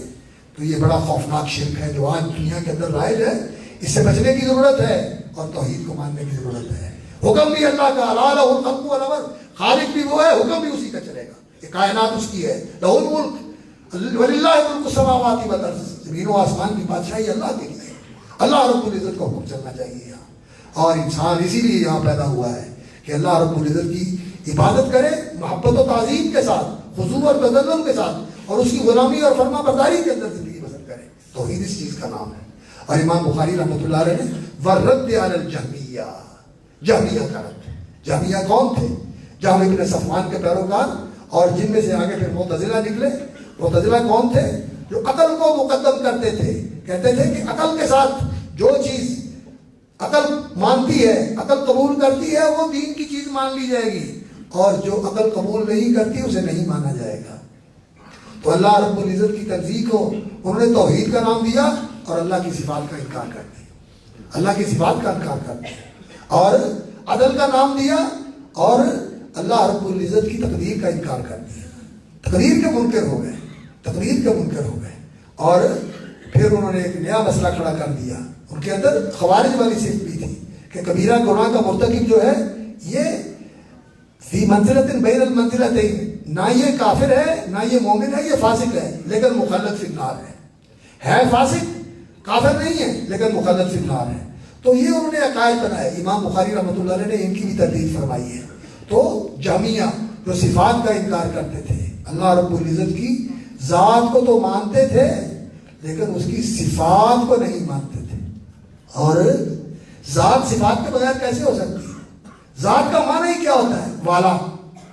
ذات کیا والا؟ ذو مذکر کا صیغہ ہے، ذو فضل، ذو مال، اور اگر مؤنث ہو تو ذات مال، ذات فضل، فضل والی. تو ذات والا ہوتا ہے. تو والا جو ہے وہ وجود والا ہے، وہ بذات خود موجود ہے اور اس کی صفات ہیں. اور اگر صفات نہ ہو تو وہ چیز تو موہوم ہوتی ہے، وہ تو متخیل ہوتی ہے، وہ ذہن کے اندر ہوتی ہے، اس کا خارج میں وجود نہیں ہوتا. تو ذات کو تو مانتے ہیں لیکن صفات کو نہیں مانتے. لیکن امام بخاری رحمۃ اللہ علیہ نے ان کی تردید فرمائی. اسماء و صفات کے مسائل زیادہ اس میں ذکر کیے ہیں لیکن توحید ربوبیت بھی ہے، توحید الوہیت بھی ہے. اسی میں وہ حدیث ہے کہ معاذ بن جبل کو بھیجا رضی اللہ تعالیٰ عنہ کہ جاؤ اہل یمن کی طرف اور ان کو جا کر دعوت دو اور انہیں بتاؤ ادعوہم الی یوحد اللہ، انہیں اس چیز کی دعوت دو کہ وہ اللہ کی توحید مانیں. اور اللہ کی توحید، اللہ اکبر. علماء نے اس کے 3 شعبے کی قرار دی ہے: توحید ربوبیت، توحید الوہیت اور توحید الاسماء و صفات. اللہ کی معرفت حاصل ہوتی ہے اسماء و صفات کے ساتھ، اور پھر اللہ رب العزت کی معرفت حاصل ہوتی ہے انسان کو اپنے وجود سے. میں ہوں، میرے بنانے والا ہے، اور وہ کون ہے؟ وہ میرا پروردگار، میرا رب ہے. اللہ ربی حل من خالق غیر اللہ، اللہ کے سوا کو پیدا کرنے والا ہے، اللہ خالق ہے. الذی خلقنی فہو یہدین، جس نے مجھے پیدا کیا اور میری رہنمائی وہی کرتا ہے. بچپنے میں بھی اس نے رہنمائی کی اور بڑے ہو کر بھی وہی رہنمائی کرتا ہے. الذی هو یطعمنی ویسقین، ابراہیم علیہ السلام کا سورۃ الشعراء میں اللہ رب العزت نے ذکر فرمایا. انہوں نے اپنے رب کا تعارف کروایا. وہ ہے میرا رب اور وہی میرا الہ ہے، وہی میرا الہ ہے. جو میرا رب ہے وہی الہ ہے، جو رب ہے وہی الہ ہے. تو اللہ رب العزت نے قرآن مجید میں توحید ربوبیت کو توحید الوہیت کی دلیل بنا کر ذکر کیا ہے اور اسماء و صفات کا ذکر فرمایا ہے.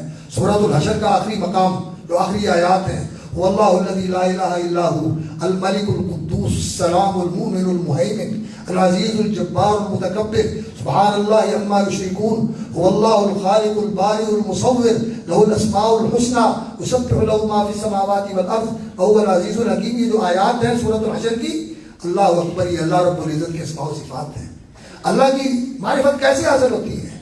اپنے آپ پر غور کر کے، اس کائنات میں غور کر کے. وفی الارض آیات للموقنین وفی انفسکم افلا تبصرون.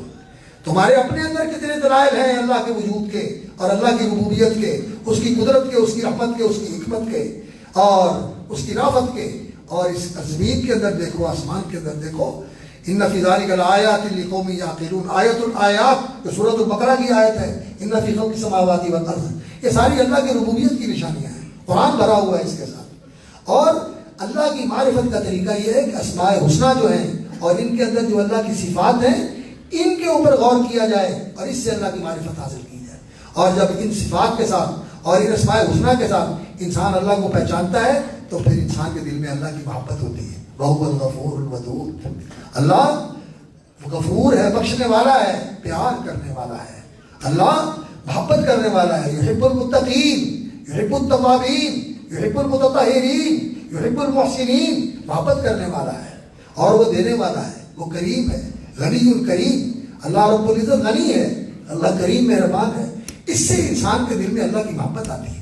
تو اللہ کی معرفت کا طریقہ کیا ہے؟ یہ اسماء. اور معتزلہ نے کیا کہا؟ اسماء ہیں لیکن ان کی صفات نہیں ہے. وہ اللہ رب العزت کے اسماء کو تو مانتے ہیں علم کے طور پر، لیکن جو اس کے اندر معنی اور صفت ہے اس کا انکار کرتے ہیں. تو امام بخاری رحمۃ اللہ علیہ نے ان کی تردید فرمائی اور اس کتاب التوحید کے اندر یہ باب لے کے آئے.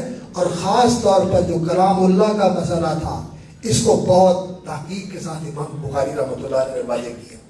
اس میں کچھ اپنے بھی خطا پر تھے، ان کی خطا بھی واضح کی، اور اس کی وجہ سے امتحان بھی آیا ہے امام بخاری رحمۃ اللہ علیہ پر کہ کلام اللہ کا کلام ہے، یہ اللہ کی صفت ہے. جب اللہ رب العزت کلام کرتے ہیں تو اللہ رب العزت کا کلام حرف اور صوت کے ساتھ ہوتا ہے. اللہ رب العزت حرف ادا کرتے ہیں اور اللہ کی آواز سنی جاتی ہے. اور کون سنتے ہیں؟ اللہ کے فرشتے. اللہ کے فرشتے اللہ کی آواز سنتے ہیں. لیکن اللہ کی آواز اور اللہ رب العزت کا کلام کرنا اس طرح نہیں جیسے میں کلام کرتا ہوں، جس طرح میں کلام کرتا ہوں، جس طرح آپ کلام کرتے ہیں. اللہ رب العزت کی کلام مخلوق کی کلام کے مشابہ نہیں. ہمارے حلق میں تو ایک ساؤنڈ باکس لگا ہوا ہے اور ہمارے اندر سے ہوا آتی ہے اور وہاں سے آواز نکلتی ہے اور پھر منہ کے اندر اس منہ کی حرکت کے ساتھ، جبڑوں کی اور زبان کی حرکت کے ساتھ الفاظ بنتے ہیں. یہ عمل جو ہے ہمارا ہے. لیکن جانور بھی بولتے ہیں، وہ بھی بولتے ہیں، لیکن ان کا بولنا بامعنی ہوتا ہے. جانور ایک دوسرے کی بات سمجھاتے ہیں، وہ اور طرح سے بولتے ہیں. ان کے الفاظ اس طرح کے نہیں ہوتے جیسے ہمارے الفاظ ہیں. ہمیں اللہ رب العزت نے علمہ البیان، قرآن کہتا ہے کہ بیان سکھایا ہے. نطق اللہ رب العزت نے ہمیں سکھایا. یہ ہماری خصوصیت ہے. تو اللہ رب العزت کے لیے کلام ثابت ہے اور حرف و صوت کے ساتھ اللہ کا کلام ثابت ہے. اس پر ہمارا ایمان. لیکن جو اللہ رب العزت نے قرآن نازل کیا ہے، جبریل امین لے کے آئے. نبی صلی اللہ علیہ وسلم نے جبریل امین سے سنا. انہ لقول رسول کریم. یہ رسول کریم جبریل امین کا قول، یعنی انہوں نے نقل کیا اللہ کی بات کو. اور پھر نبی صلی اللہ علیہ وسلم کا قول صحابہ نے سنا. اور جبریل بھی مخلوق ہیں اور محمد و رسول اللہ صلی اللہ علیہ وسلم بھی مخلوق ہیں. مخلوق کے ذریعے سے یہ کلام آگے تک پہنچا، لیکن جو سنا جا رہا ہے وہ اللہ کا کلام ہے. فاجروا حتی یسمع کلام اللہ. اگر ان احد من المشرکین استجارک، اگر مشرکوں میں سے کوئی آپ سے پناہ طلب کرے تو آپ اس کو پناہ دے دو. حتی یسمع کلام اللہ، کہ وہ اللہ کا کلام سن لے. کلام اللہ کا ہے. ہمارے حضرت حافظ صاحب رحمۃ اللہ علیہ، حافظ گنری رحمۃ اللہ علیہ فرمایا کرتے تھے، الکلام کلام الباری والصوت صوت القاری. کلام اللہ کا ہے اور آواز پڑھنے والے کی. کلام اللہ کا ہے اور آواز پڑھنے والے کی. لیکن کلام اللہ کا ہے. اس طرح کے لوگ کہتے ہیں غالب کا کلام، اقبال کا کلام سناؤ، غالب کا کلام سناؤ، متربی کا کلام سناؤ. ان کے شعر کو ان کی طرف نسبت کی جاتی ہے. اس طرح اللہ کے کلام کی نسبت اللہ کی طرف کی جاتی ہے. تو بہرحال یہاں جو بڑا ایک امام بخاری رحمۃ اللہ علیہ کو امتحان پیش آیا اپنوں کی طرف سے، وہ یہ کہ وہ اس بارے میں یہ کہتے تھے کہ یہ جو قاری کی آواز ہے اس کو بھی مخلوق نہیں کہنا چاہیے. لیکن یہ سطحیت تھی اور یہ عدم فہم کا مسئلہ تھا. امام بخاری رحمۃ اللہ علیہ نے، امام احمد رحمۃ اللہ علیہ نے اس بات کے لیے بڑا عظیمت کا مظاہرہ کیا کہ القرآن کلام اللہ غیر مخلوق، یہ اللہ کا کلام ہے اور یہ مخلوق نہیں، اور بڑی استقامت کے ساتھ اس مسئلے کو اجاگر کیا اور اس عقیدے کی حفاظت کی کہ قرآن اللہ کا کلام ہے۔ اور امام بخاری رحمۃ اللہ علیہ نے اس مسئلے کو مرقع کیا کہ ہمارا لکھنا بھی عمل مخلوق کا، اور کاغذ بھی مخلوق، اور یہ لکھنے کا عمل بھی مخلوق۔ واللہ خلقکم وما تعملون، خلق و افعال العباد، امام بخاری نے مستقل کتاب لکھی ہے۔ اور ہمارا پڑھنا اور نیک آدمی کا پڑھنا، مسلمان کا، مومن کا پڑھنا، فاجر کا پڑھنا، منافق کا پڑھنا، یہ مختلف ہے۔ تو یہ مخلوق ہے، اس کو مخلوق کا عمل سمجھنا چاہیے، لیکن جو پڑھا جا رہا ہے وہ اللہ کا کلام ہے، وہ اللہ کا کلام ہے۔ تو اس مسئلے کو بڑا اجاگر کیا، آپ نے پڑھا ہوا ہے۔ اور آخر میں جو باب لے کے آئے ہیں امام بخاری رحمۃ اللہ علیہ، وہ ہے باب قول اللہ تعالی وَنَضَعُ الْمَوَازِينَ الْقِسْطَ لِيَوْمِ الْقِيَامَةِ وَبِالسَّنَدِ الْمُتَّصِلِ مِنَّا إِلَى الْإِمَامِ الْهُمَامِ شیخ الاسلام، اللہ اکبر، امیر المومنین فی الحدیث، سید الفقہاء، افقہ الامت فی زمانہ، سید الفقہاء، الامام الہمام ابو عبداللہ محمد بن اسماعیل البخاری رحمۃ اللہ علیہ، ان تک سند متصل کے ساتھ ہمیں یہ کتاب پہنچی اور یہ باب ہم نے پڑھا۔ اللہ اکبر، حافظ عبداللہ بن مالوی رحمۃ اللہ علیہ سے، اور ہمارا درس حدیث جو دیا تھا وہ مولانا سلطان محمود جلال پوری رحمۃ اللہ علیہ نے دیا تھا، ان سے ہم نے درس کیا تھا آخری باب کا۔ اللہ اکبر، اور اس وقت یہاں پانی آیا ہوا تھا، سیلاب آیا ہوا تھا، تو ہم پیدل چل کے جامعہ مسجد، امین پور بازار والی مسجد ہے نا، جامعہ مسجد، وہاں گئے، وہاں درس ہوا تھا، جامعہ میں پانی تھا۔ اور ہم سے جو پہلا سال تھا حافظ عبدالرشید رحمۃ اللہ علیہ کا، اس وقت حافظ گودلی رحمۃ اللہ علیہ نے درس حدیث دیا تھا۔ تو میں تو سچی بات ہے طالب علم ہوں، بس چودھری صاحب نے اس دفعہ جو ہے نا ایسے مجھے آگے کر دیا، میں تو ان کو کہہ رہا تھا شیخ صاحب سے درس دلوائیں، لیکن یہ ان کی محبت ہے اور یہ ان کا بہت کرم ہے کہ وہ عزت کرتے ہیں اور محبت دیتے ہیں۔ اللہ تعالیٰ ان کو عزت دے اور اللہ تعالیٰ ان کو مزید توفیق عطا فرمائے۔ تو بہرحال یہ آخری باب جو ہے، باب قول اللہ تعالیٰ وَنَضَعُ الْمَوَازِينَ الْقِسْطَ لِيَوْمِ الْقِيَامَةِ، اللہ رب العزت کا فرمان وَنَضَعُ الْمَوَازِينَ الْقِسْطَ لِيَوْمِ الْقِيَامَةِ، ہم حاضر کریں گے، نضع کا معنی قائم کریں گے، حاضر کریں گے، دھریں گے، رکھیں گے، نضع حاضر کریں گے، لا کے وضع کریں گے۔ نضع الموازین القسط لیوم القیامہ، موازین میزان کی جمع ہے، اور میزان کا لفظ جو ہے یہ دو چیزوں پر بولا جاتا ہے، علماء لغت نے لکھا ہے، ایک میزان کہا جاتا ہے باٹ کو، باٹ ہوتے ہیں جو جن کے ساتھ تولا جاتا ہے، اس باٹ کو بھی میزان کہتے ہیں، جس کے ساتھ تولا جاتا ہے، مسکال، اس کو بھی باٹ، اس کو بھی میزان کہتے ہیں، اور جس میں تولا جاتا ہے ترازو، اس کو بھی میزان کہتے ہیں۔ دونوں کے اوپر میزان کا لفظ بولا جاتا ہے، باٹ پر بھی اور میزان پر بھی۔ لیکن یہاں میزان جس کی جمع موازین لائی گئی ہے، یہاں اس سے مراد وہ میزان ہے جو ترازو ہے، جس کے دو پلڑے ہیں اور اس کا کانٹا بھی ہے۔ لہو کفتانی و لہو لسان، عربی میں کانٹے کو لسان کہتے ہیں، لسان، اور جو پلڑے ہوتے ہیں ان کو کفہ کہتے ہیں، کفتان۔ اور جو اللہ رب العزت نے ترازو بنایا ہوا ہے اعمال کے وزن کے لیے، مستدرک حاکم کی حدیث مرفوع بھی ہے، مستدرک حاکم کی حدیث مرفوع بھی ہے، اور سلمان فارسی رضی اللہ تعالیٰ عنہ سے موقوفاً بھی روایت ہے، لیکن حکماً مرفوع ہے۔ یہ دونوں مل کر ثابت ہو جاتا ہے کہ یہ بات صحیح ہے، رسول اکرم صلی اللہ علیہ وسلم سے منقول ہے کہ اللہ رب العزت نے جو ترازو بنایا ہوا ہے وہ اتنا بڑا ترازو ہے کہ اس کے اندر یہ زمین، شخص جزاک اللہ خیر، اکرمک اللہ،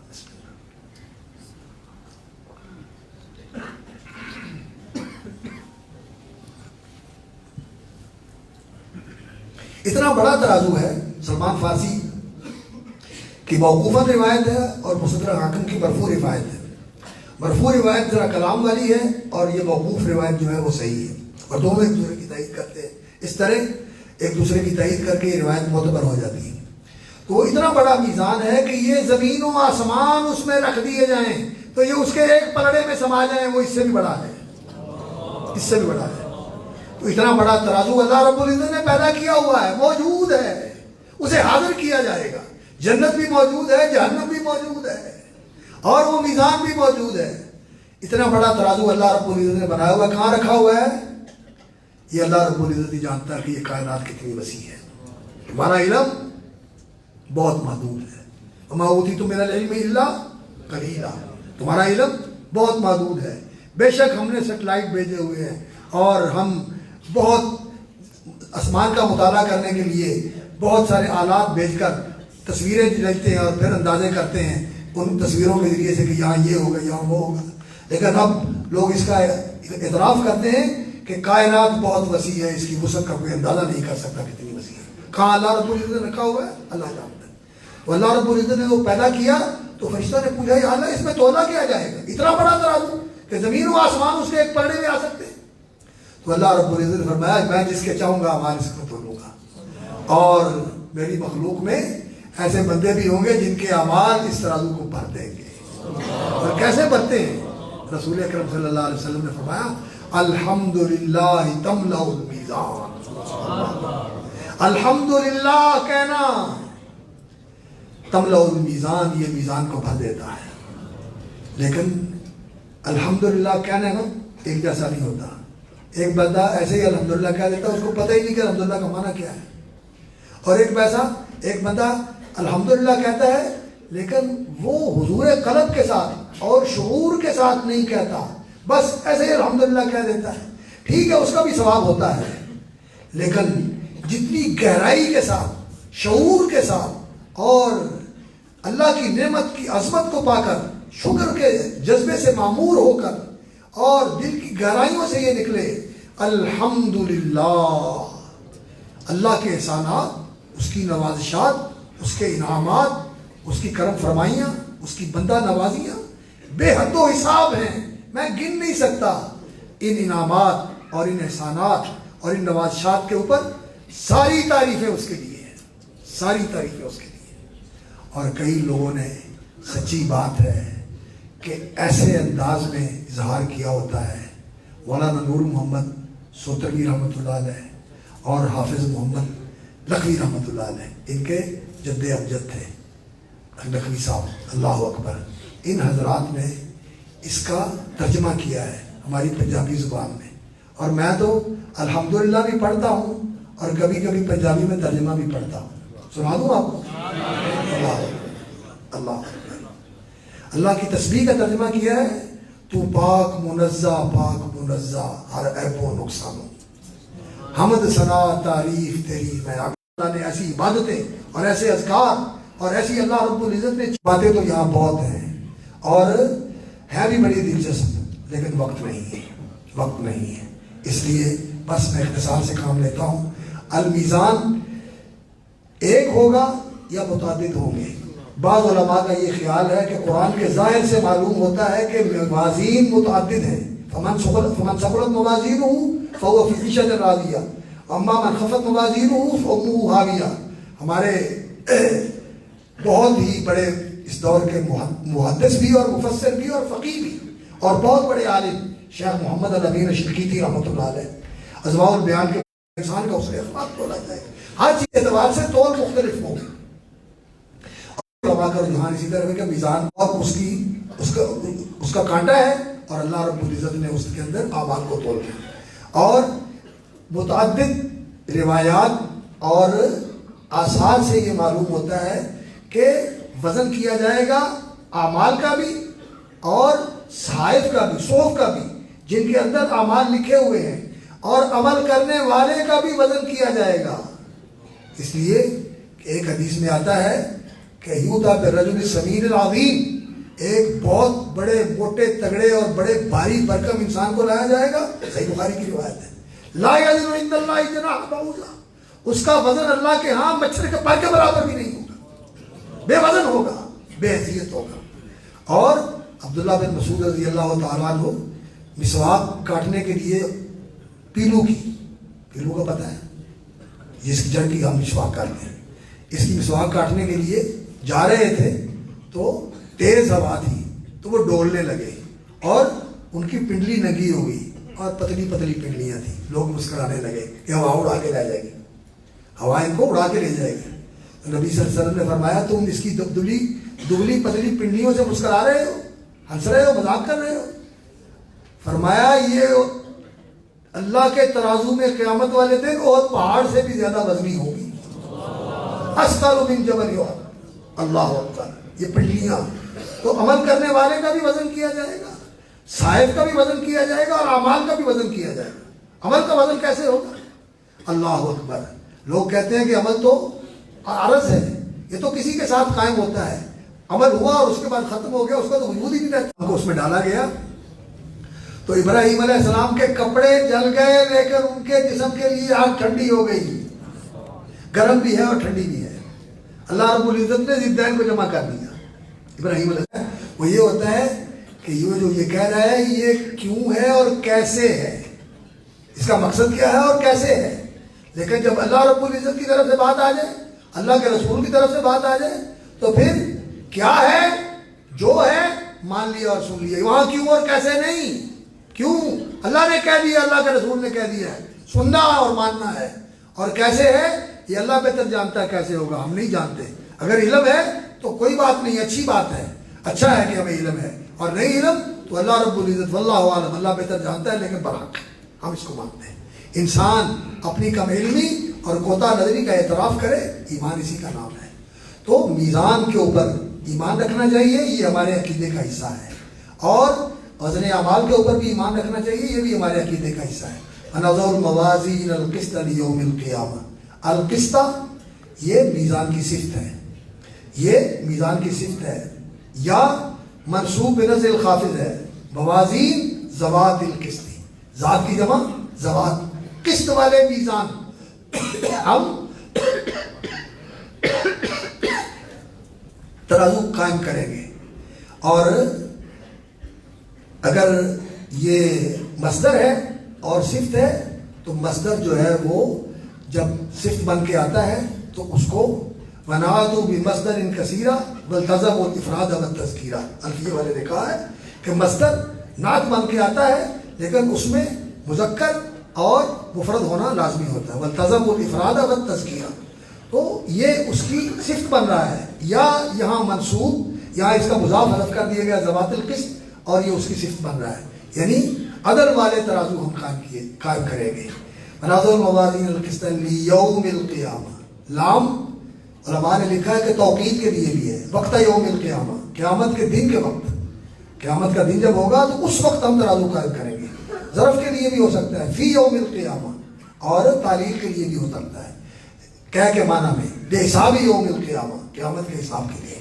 ونضع الموازین القسط لیوم القیامہ. اللہ اکبر. وَأَنَّ أَعْمَالَ بَنِي آدَمَ وَقَوْلَهُمْ يُوزَنُ. اور اللہ رب العزت کا فرم, اللہ رب العزت نے اس دن بندوں کے اعمال بھی تولنے ہیں اور ان کے اقوال بھی تولنے ہیں. وَأَنَّ أَعْمَالَ بَنِي آدَمَ وَقَوْلَهُمْ بِنُسْخَةٍ وَأَقْوَالُهُم بِنُسْخَةٍ. دونوں نسخے صحیح ہیں.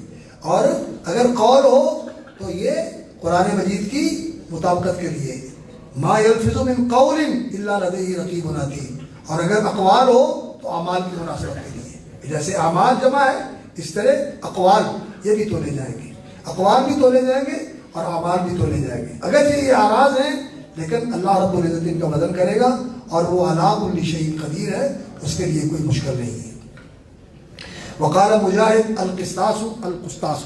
قسطاس اور قسطاس یہ دونوں طرح پڑھا جاتا ہے. العدل بالرومیہ, رومی زبان میں عدل کے معنی میں استعمال ہوتا ہے. رومی زبان میں عدل کے معنی میں استعمال ہوتا ہے. لیکن کیا یہ رومی زبان سے عربی میں آیا ہے؟ بعض علماء کہتے ہیں کہ ہاں معرب ہو کے آ گیا, کوئی حرج نہیں ہے. لیکن صحیح بات یہ ہے کہ قرآن مجید عربی مبین میں نازل ہوا ہے اور قرآن عربیہ ہے, اس میں کوئی عجمی لفظ نہیں آیا, معرب بھی نہیں ہے. قرآن مجید میں سارے الفاظ جو ہے وہ عربی زبان کے ہیں. ہاں یہ ضرور ہو سکتا ہے کہ عربی زبان سے دوسری زبان میں کیا چلا, دوسری زبان میں چلا گیا, دوسری زبان میں چلا گیا. اور کس طرح؟ اس لیے کہ ام القرآ مکہ مکرمہ ہے اور ام السنہ عربی زبان ہے, یہ ساری زبانوں کی ماں ہے, اس سے زبانیں نکلی ہیں.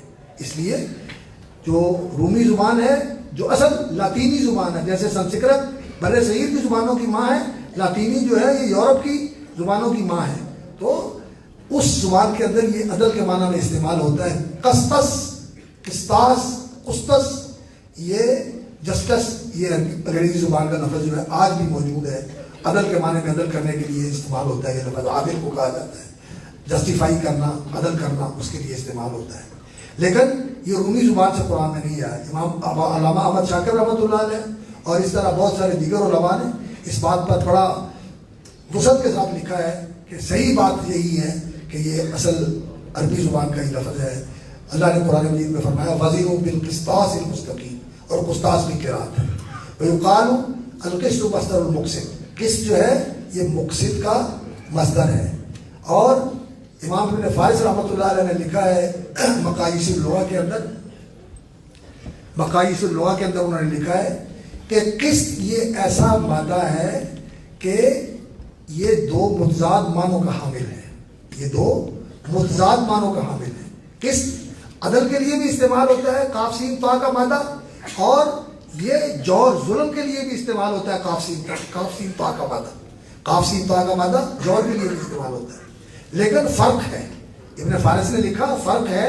وہ کیا کہ اگر عدل کے معنی میں استعمال ہو تو کاف کے کسرے کے ساتھ ہوتا ہے قسط. شہد اللہ انہ لا الہ الا هو الملائکۃ واولو العلم قائما بالقسط كونوا قوامین بالقسط كونوا قوامین شہداء للہ كونوا قوامین للہ شہداء بالقسط. تو یہ قسط عدل کے معنی میں ہوتا ہے. اور قسط یہ جس وقت قاف کے فتح کے ساتھ ہو تو پھر یہ جور کے معنی میں ہوتا ہے. فرق کس کے ساتھ ہے؟ فتح اور کسرے کا. فتح اور کسرے کا فرق ہے.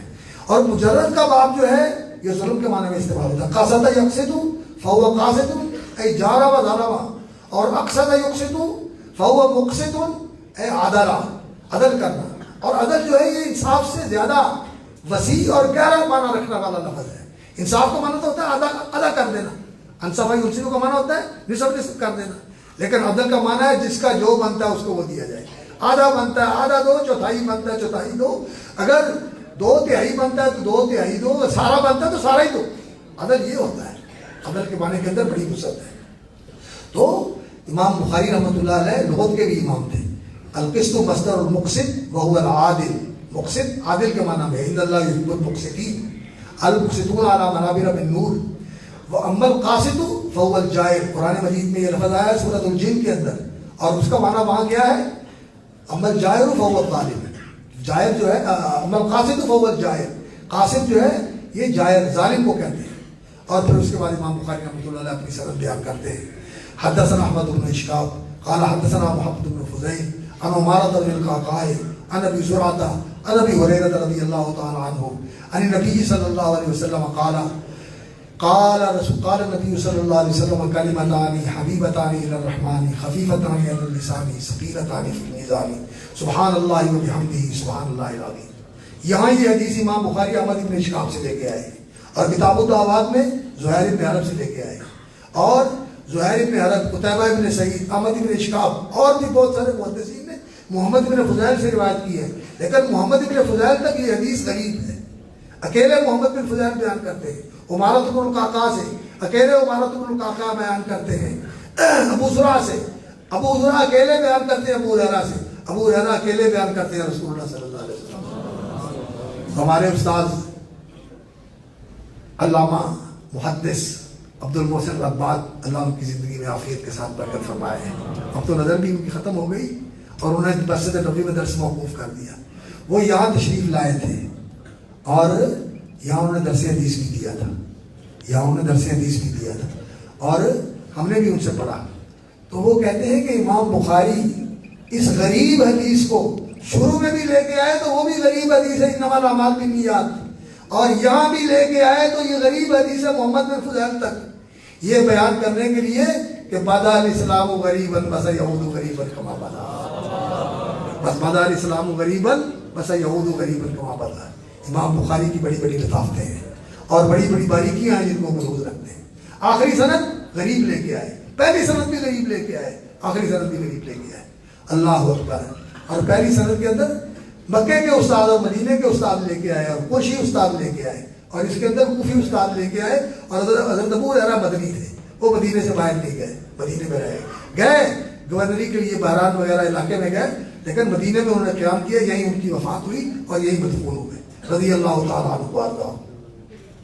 محمد بن فضیل بن غزوان الضبی یہ بھی کوفی ہیں، اور عمارۃ بن القعقاع بن شبرمہ یہ عبداللہ بن شبرمہ القاضی کے بھتیجے ہیں، لیکن یہ اپنے چچا سے زیادہ معتبر تھے، ثقہ تھے، اور حدیث کے اندر ان کا مقام اور مرتبہ چچا سے بڑھ کر ہے، اور وہ روایت کرتے ہیں ابو زرع سے۔ ابو زرع کا نام حرم ہے، اور وہ عمر کے بیٹے ہیں، اور وہ جریر بن عبداللہ بجلی کے بیٹے ہیں، اور وہ روایت کرتے ہیں ابو ہریرہ رضی اللہ تعالیٰ عنہ، ان کا نام عبد الرحمن بن صخر ہے، اور یہ یمنی تھے، یمن سے آئے تھے، اور یمن والوں کی نبی صلی اللہ علیہ وسلم نے بڑی تعریف فرمائی ہے کہ الحکمت یمانیہ الایمان یمانی، ایمان یمن والوں کا اور حکمت یمن والوں کی، یہ نرم دل لوگ ہوتے ہیں۔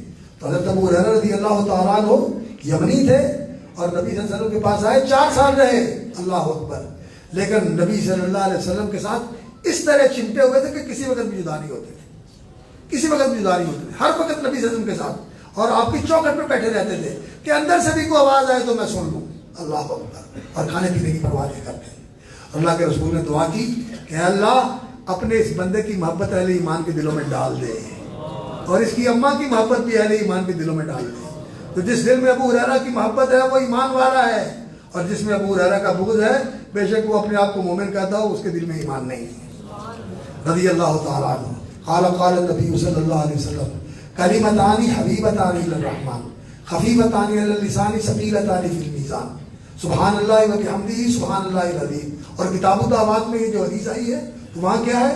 کلمتان خفیفتان علی اللسان ثقیلتان فی المیزان حبیبتان الی الرحمن سبحان اللہ العظیم سبحان اللہ و بحمدہ۔ وہاں ترتیب یہ ہے، آپ وہاں پڑھ کے آئے، تو اس ترتیب میں اختلاف ہے، اور امام بخاری رحمۃ اللہ علیہ جس استاد سے جیسے سنتے تھے اسی کو اسی طرح آگے روایت کرتے ہیں، اسی طرح احمد بن اشکاب سے ایسے سنا اس ترتیب کے ساتھ، حبیبتان الی الرحمن پہلے ہے، خفیفتان علی اللسان بعد میں ہے، ثقیلتان فی المیزان اس کے بعد ہے، اسی ترتیب کے ساتھ بیان ہے۔ اور کلمتان 2 بول ہیں، 2 کلمے ہیں، ایک کلمہ اللہ کی تسبیح کا اور ایک کلمہ اللہ کی حمد کا۔ اللہ کی تسبیح تنزیہ و تقدیس، ہر عیب سے، ہر نقص سے، ہر کمی سے، ہر کمزوری سے، شریک سے، بیوی سے، اولاد سے، کوئی مد مقابل ہو، کوئی اس کے اوپر ہو، کوئی اس کے برابر ہو، ان سب سے وہ پاک ہے، ان سب سے وہ پاک اور منزہ ہے۔ اللہ رب العزت سبحان اللہ، اس کا معنی ہوتا ہے سبحت اللہ تسبیحا، میں نے اللہ کی تسبیح بیان کی، یا اسبح اللہ تسبیحا، اور سبحان جو ہے علم علی التسبیح، یہ تسبیح کا علم ہے۔ اس کا معنی سبحان اللہ کا معنی کیا ہوتا ہے؟ اللہ کی تسبیح کرنا، اللہ کی تسبیح کرنا۔ اور تسبیح کا معنی کیا ہوتا ہے؟ سبح کا معنی ہوتا ہے تیرتے ہوئے دور نکل جانا، سبح کا معنی ہوتا ہے کہ اس کا عیوب اور نقائص اور ہر اس چیز سے جو اس کی شان پہ شایا نہیں ہے وہ اس سے دور ہے، اس سے برتر ہے، اس سے اعلیٰ ہے، اس سے منزہ ہے، اس سے پاک اور مقدس ہے۔ یہ ہمارا ہوتا ہے سبحان اللہ کا۔ اور جب یہ آدمی ادا کرے تو پھر اسی شعور کے ساتھ ادا کرے کہ اللہ رب العزت کی ذات میں کوئی عیب نہیں، اس کی صفات میں کوئی عیب نہیں، وہ کسی کے مشابہ نہیں، وہ کسی کے برابر، کوئی اس کے برابر نہیں، کوئی اس کا ہمسر نہیں، کوئی اس کا مد مقابل نہیں، کوئی اس کے حکم کو موڑ نہیں سکتا، کوئی بدل نہیں سکتا۔ اللہ اکبر، وہ بادشاہ ہے، وہ لا شریک ہے، اور وہ یکتا ہے، یگانہ ہے، واحد ہے، ایک ہے، احد، یگانہ ہے، یکتا ہے، اکلوتا ہے، کوئی اس کے ساتھ نہیں۔ اللہ اکبر۔ اور الصمد، وہ خوبیوں میں، کمالات میں، سرداریوں میں، عظمتوں میں سب سے بالا ہے، سارے اس کے محتاج ہیں، وہ کسی کا محتاج نہیں، اور سب اس کے سہارے کے محتاج ہیں، اس کے سہارے سے کھڑے ہیں، اس نے قیوم قائم رکھا ہوا ہے تو موجود ہے، اور وہ کسی سہارے کا محتاج نہیں، کچھ بھی نہ ہو تو وہ ہے، اور یہ جو کچھ ہے ایسے ہزاروں جہان پیدا کر دے تو وہ کر سکتے ہیں، وہ ایسا صمد ہے۔ اللہ کی یہ صفت الاحد الصمد، یہ بڑی عظیم صفت ہے۔ قل هو اللہ احد اللہ الصمد، یہ اس میں اللہ کا تعارف کروایا گیا ہے۔ تو صمد اور للہ المثل الاعلیٰ، اللہ رب العزت کے لیے اعلیٰ مثال ہے، وبحمدہ، جو اس کی صفات جلال ہیں یہ سبحان اللہ کے اندر آ جاتی ہے، یہ اس کی جلال ہے، یہ اس کی عظمت ہے، یہ اس کا جبروت ہے، یہ اس کی بڑائی ہے، کہ وہ ہر نقص سے پاک ہے، اور یہ اس کا کمال اور جمال ہے کہ وہ ساری خوبیوں سے متصف ہے، سارے کمالات سے متصف ہے، سارے محاسن اس کی ذات کے اندر ہیں، ساری تعریفیں اس کے لیے ہیں۔ اور جس کی کوئی تعریف کرتا ہے کسی کے علم کی وجہ سے، کسی کی نیکی اور تقوی کی وجہ سے، کسی کے خوبصورتی کی وجہ سے، اس کی قوت کی وجہ سے، اس کے فہم و فراست کی وجہ سے، یہ سارا کچھ کس نے دیا ہوا ہے؟ اسی اللہ نے دیا ہوا ہے، اس کا دیا ہوا ہے، اور وہی دینے والا ہے۔ اور اس کے پاس جو قوت ہے القوی العزیز، اور اس کے پاس جو علم ہے العلیم القدیر، اور لا یخفی علیہ شیء احاطہ بکل شیء علما، عالم الغیب والشہادہ، اس کے علم کا کیا کہنا؟ تو اللہ رب العزت کی جو صفات ہیں، للہ المثل الاعلیٰ۔ امام ابن تیمیہ رحمۃ اللہ علیہ فرماتے ہیں کہ اس آیت کے اندر اللہ تعالیٰ کے سارے کمالات کا بیان آ جاتا ہے۔ اللہ کے لیے بیان ہے اعلیٰ سے اعلیٰ، ہر اللہ اور عرفہ صفت اللہ کے لیے ثابت ہے جو خوبی اور کمال والی ہے، اور ہر نقص اور کمی اور کمزوری والی صفت جو ہے اللہ اس سے پاک اور منزہ ہے، یہ سبحان اللہ کے اندر آ جاتا ہے۔ اور سبحان اللہ و بحمدہ یہ ایک کلمہ ہے، اور سبحان اللہ العظیم یہ دوسرا کلمہ ہے جو اسی کا تکرار ہے۔ اس کے اندر سبحان اللہ کی تکرار ہے، اور عظیم کے اندر اللہ کی بڑائی کا بیان ہے کہ ہم جو اس کی تسبیح کرتے ہیں، اس کی حمد بیان کرتے ہیں اللہ اس سے بڑھ کر۔ اور رسول اللہ صلی اللہ علیہ وسلم نے اس کا اعتراف کیا، اللہ اکبر، اعوذ برضاک من سخطک وبمعافاتک من عقوبتک واعوذ بک منک لا احصی ثناء علیک انت کما اثنیت علی نفسک انت کما اثنیت علی نفسک۔ اللہ میں تیری تعریف کا حق ادا نہیں کر سکتا، تیری تعریف ویسے ہی ہے جیسے تو نے کی۔ تو سبحان اللہ کا معنی کیا ہے؟ اللہ پاک ہے ہر نقص اور عیب سے، وبحمدہ واتلبس بحمدہ یثنی علیہ بحمدہ یا متلبسا بحمدہ۔ سمجھ رہے ہو میری بات؟ متلبسا بحمدہ، اثنی علیہ بحمدہ یا اتلبس بحمدہ، دو فعل بھی یہاں مقدر ہو سکتے ہیں، اور یہ واو حالیہ بھی ہو سکتی ہے متلبسا بحمدہ۔ میں اللہ رب العزت کی حمد کے ساتھ لپٹا ہوا، اس کو اپنا لباس بنایا ہوا، اپنا اوڑھنا بچھونا بنایا ہوا، یعنی میں لولو تھی میں حمد پکارا اس پاک منزہ پہ، میرا ذرہ ذرہ، میرا لولو، میرا ریشہ ریشہ، میرا رواں رواں اس کی حمد کے اندر مصروف ہے، پھر بھی اس کی حمد کا ادا نہیں ہو سکتا۔ اور زمین کے ہر ذرے، ریت کے ہر ذرے، اور درختوں کے ہر پتے، پانی کے ہر قطرے کے برابر اس کی حمد کی جائے تو پھر بھی اس کی حمد کا ادا نہیں ہے۔ اللہ رب العزت حمد ہی اپنی تعریفوں کے ساتھ ہے۔ اور ایک معنی اس کا یہ ہے وبحمدہ، یہ مفعول کی طرف بھی مضاف ہو سکتا ہے، یعنی اللہ کی حمد۔ وبحمدہ فاعل کی طرف بھی مضاف ہو سکتا ہے، وبحمدہ یعنی اللہ کی اس حمد کے ساتھ جو اس نے خود اپنی کی ہے۔ الحمدللہ، جیسے اللہ نے اپنی حمد کی ہے، اس حمد کے حوالے سے اس کی مشابہت کرتے ہوئے اور اس کی مثال دیتے ہوئے کہ ویسی میں اللہ کی حمد کر رہا ہوں، یعنی جتنی اللہ نے اپنی حمد کی ہے میں کہتا ہوں کہ میری حمد اس کے برابر ہو جائے۔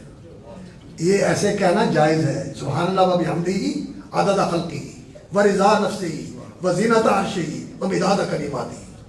یہ سبحان اللہ عدد ما خلق فی السماء عدد ما خلق فی الارض عدد ما بین ذالک عدد ما هو خالق، پتہ نہیں ہے، لیکن اس کے برابر میں اللہ کی تسبیح کرتا ہوں۔ تو اللہ رب العزت کی فاعل کی طرف بھی نسبت ہو سکتی ہے حمد کی، اور مفعول کی طرف بھی نسبت ہو سکتی ہے۔ اور یہ معنی بھی علماء نے کیا ہے وبحمدہ میں اس کی تعریف کرتا ہوں، یہ مانتے ہوئے کہ اس نے تسبیح کی توفیق عطا فرمائی ہے، یہ بھی اس کا فضل ہے۔ الحمدللہ کہنا بھی اس کی نعمت ہے، اس توفیق پر بھی اس کی حمد کرنی چاہیے۔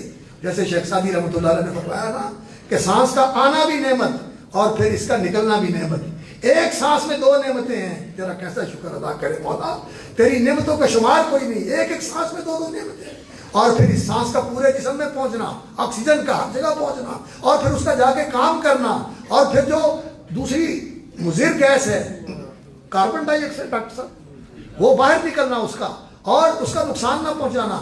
کیا کیا اللہ رب العزت کی نعمتیں ایک سانس کے اندر، کہاں انسان اللہ کا شکر ادا کر سکتا ہے؟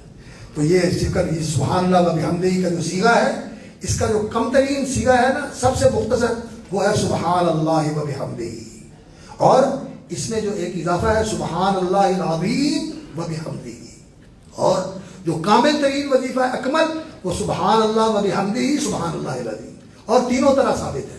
سبحان اللہ وبحمدہ اکیلا بھی پوچھا گیا یا رسول اللہ ای کلام احب الی اللہ، سب سے محبوب اللہ کا کلام کون سا ہے؟ فرمایا مصطفی اللہ لملائکتہ، جو اللہ نے اپنے فرشتوں کے لیے چنا ہے، وہ کیا ہے؟ سبحان اللہ وبحمدہ۔ वनहनु नुसब्बिहु बिहम्दिका, हम तेरी हमद के साथ तेरी तस्बीह करते हैं। ये फरिश्तों का बोल है, फरिश्ते बोलते हैं सुभानअल्लाह व बिहम्दिही। और ये ऐसा बोल है, हदीस में आता है रसूल अकरम सल्लल्लाहु अलैहि वसल्लम ने फरमाया कि हदीस के अल्फाज हैं कि जिसने दिन 24 घंटे का होता है, दिन रात, जिसने दिन में 100 बार कह लिया सुभानअल्लाह व बिहम्दिही, अल्लाह ताला उसके गुनाह माफ़ कर देता है, वो समंदर के पानियों के बराबर भी अल्लाह ताला गुनाहों को माफ़ कर देता है। और एक हदीस में आता है कि सुबह 100 दफ़ा और शाम 100 दफ़ा। तो बेहतर ये है कि आदमी सुबह शाम 100 दफ़ा पढ़ ले तो इंशाअल्लाह बंदे के गुनाह माफ़ हो जाते हैं। लेकिन गुनाह उन लोगों के माफ़ होते हैं जो ईमान वाले हों और जो अल्लाह से डरने वाले हों और जो कबायर से बचने वाले हों और फ़राइज़ की पाबंदी करने वाले हों।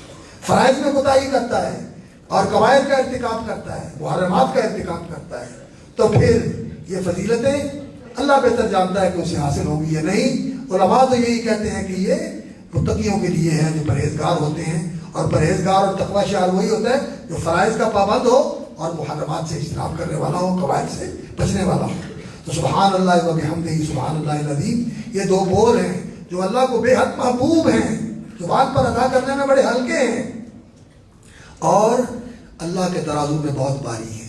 इमाम बुखारी रहमतुल्लाह अलैह इस बाब को लेके आए हैं नज़र मवाज़ीन क़िस्त लियौमिल क़ियामा, वज़न अमाल को साबित करने के लिए कि ये अमाल, ये कलिमात सक़ीलतानि फ़िल मीज़ान, बाप के साथ मुनासबत किसकी है? सक़ीलतानि फ़िल मीज़ान। मीज़ान का भी इस बात किया और मीज़ान जो है इसको आखिर में लेके आए इसलिए कि हिसाब के बाद आखिरी मरहला जो है वो तोलने का हो गया और तोलने के बाद फिर जज़ा होगी, फिर पुलसरात से गुजर कर या जन्नत की तरफ चले जाएंगे। अल्लाह ताला हम सबको बगैर हिसाब के जन्नत में ले जाए, या जहन्नम की तरफ चले जाएंगे। अल्लाह ताला हम सबको महफूज रखे। और ये आखिरी बाब लेके आए सही बुखारी के अंदर। और वज़न अमाल का मरहला जो है ये बड़ा मुश्किल मरहला है और इसका इस्बात इमाम बुखारी ने सक़ीलतानि फ़िल मीज़ान से किया। और सुभानअल्लाह व बिहम्दिही सुभानअल्लाहिल अज़ीम सही बुखारी में आखिर में लाने का एक मकसद और भी है कि जो इल्म की मजलिस हो, वाज़ की मजलिस हो, उसका इख्तिताम किस पर करना चाहिए? कफ़ारतुल मजलिस की दुआ पर। वो दुआ क्या है? सुभानकल्लाहुम्मा व बिहम्दिका ला इलाहा इल्ला अंता अस्तगफिरुका व अतूबु इलैक। ये दुआ साबित है रसूल अकरम सल्लल्लाहु अलैहि वसल्लम। और जन्नती जब जन्नत में चले जाएंगे तो दावाहुम फिया सुभानकल्लाहुम्मा व तहिय्यतुहुम फिया सलाम व आखिरु दावाहुम अनिल हम्दुलिल्लाहि रब्बिल आलमीन। अल्लाह हम सबको जन्नत में ले जाए। सुभानअल्लाह व बिहम्दिही सुभानअल्लाहिल अज़ीम। मैं अपनी इस मादरे इल्मी के अंदर इस मसनद पे बैठ के सही बात है बड़ी इज्जत भी महसूस कर रहा हूँ और अल्लाह रब्बुल इज़्ज़त का शुक्र बजा रहा हूँ कि अल्लाह रब्बुल इज़्ज़त ने ये एजाज़ नसीब फरमाया। हाफिज़ साहब की भी मेहरबानी है और डॉक्टर साहब की भी मेहरबानी है और मेरे बिरादर मुअज़्ज़म फ़ज़ीलतुल शेख मौलाना यासीन ज़फ़र साहब जो माशाअल्लाह फ़ना फ़िल जामिया है, जामिया की तामीर और तरक्की के लिए और इसकी बेहतरी और बहबूद के लिए और इसको बेहतर से बेहतर बनाने के लिए हम वक़्त सरगर्म है और कोई दकीका फरोगुज़ारिश नहीं करते। अल्लाह इनको मज़ीद तौफ़ीक़ अता फ़रमाए। और मेरे असातिज़ा और जामिया के मोहसिन और मेरे साथी अल्लाह अकबर जो बीमार हैं, मुफ्ती साहब और हाफ़िज़ शरीफ साहब, अल्लाह उनको आफ़ियत अता फ़रमाए, सेहत और तंदरुस्ती अता फ़रमाए। मौलाना इरशादुल हक़ साहब, अल्लाह उनकी ज़िंदगी में बरकत फ़रमाए, सेहत और सलामती के साथ उन्हें सलामत रखे। और इस तरह दूसरे अहबाब जो ज़िंदा हैं अल्लाह उनको सलामती अता फ़रमाए। जो फौत हो गए अल्लाह अकबर, यूनुस साहब, हाफ़िज़ अब्दुल हमीद साहब, डॉक्टर अब्दुल रशीद अज़हर साहब, वो भी इस जामिया के फ़र्ज़ांद थे। हम इकट्ठे यहाँ रहे, वक्त गुजरा यहाँ से हमने पढ़ा। अल्लाह रब्बुल इज़्ज़त ने बहुत इज़्ज़तें अता फरमाई। अल्लाह ने दुनिया में इज़्ज़त दी है, या अल्लाह आखिरत में भी रुसवा न करना, या अल्लाह दोनों जहान में इज़्ज़त देना। अइज़्ज़ना वला तुज़िल्लना, अकरिमना वला तुहिन्ना, आतिना वला तहरिमना। और अल्लाह हमारे असातिज़ा की बख्शिश फरमा, हमारे वालिदैन की बख्शिश फरमा और हमारे रुफ़क़ा की बख्शिश फरमा जो आज हमें नहीं है और जो बीमार है उनको सेहत और तंदुरुस्ती अता फरमा। और इन बेटों के लिए दुआ है या अल्लाह इन्हें आलिम बाअमल बना, इन्हें दीन का दाई बना, इन्हें दीन का खादिम बना, इखलास और शिद्दत के साथ दीन करने की तौफीक अता फरमा। वालिदैन के लिए सदका जारिया, आंखों की ठंडक और कुर्रतुल उयून बना। और या अल्लाह इस इदारे के लिए नेक नामी का बायस बना और इसके मोहसिनीन के लिए और असातिज़ा के लिए सदका जारिया बना। व आखिरु दावाना अल्हम्दुलिल्लाहि रब्बिल आलमीन। बारकल्लाहु फीक। या रब, दिले मुस्लिम को वो जिंदा तमन्ना दे जो क़ल्ब को गरमा दे, जो रूह को तड़पा दे, फिर वादिये फ़ारां के हर ज़र्रे को चमका दे, फिर शौक़े तमाशा दे, फिर ज़ौक़े तक़ाज़ा दे। بٹکے ہوئے آہو کو پھر سوئے حرم لے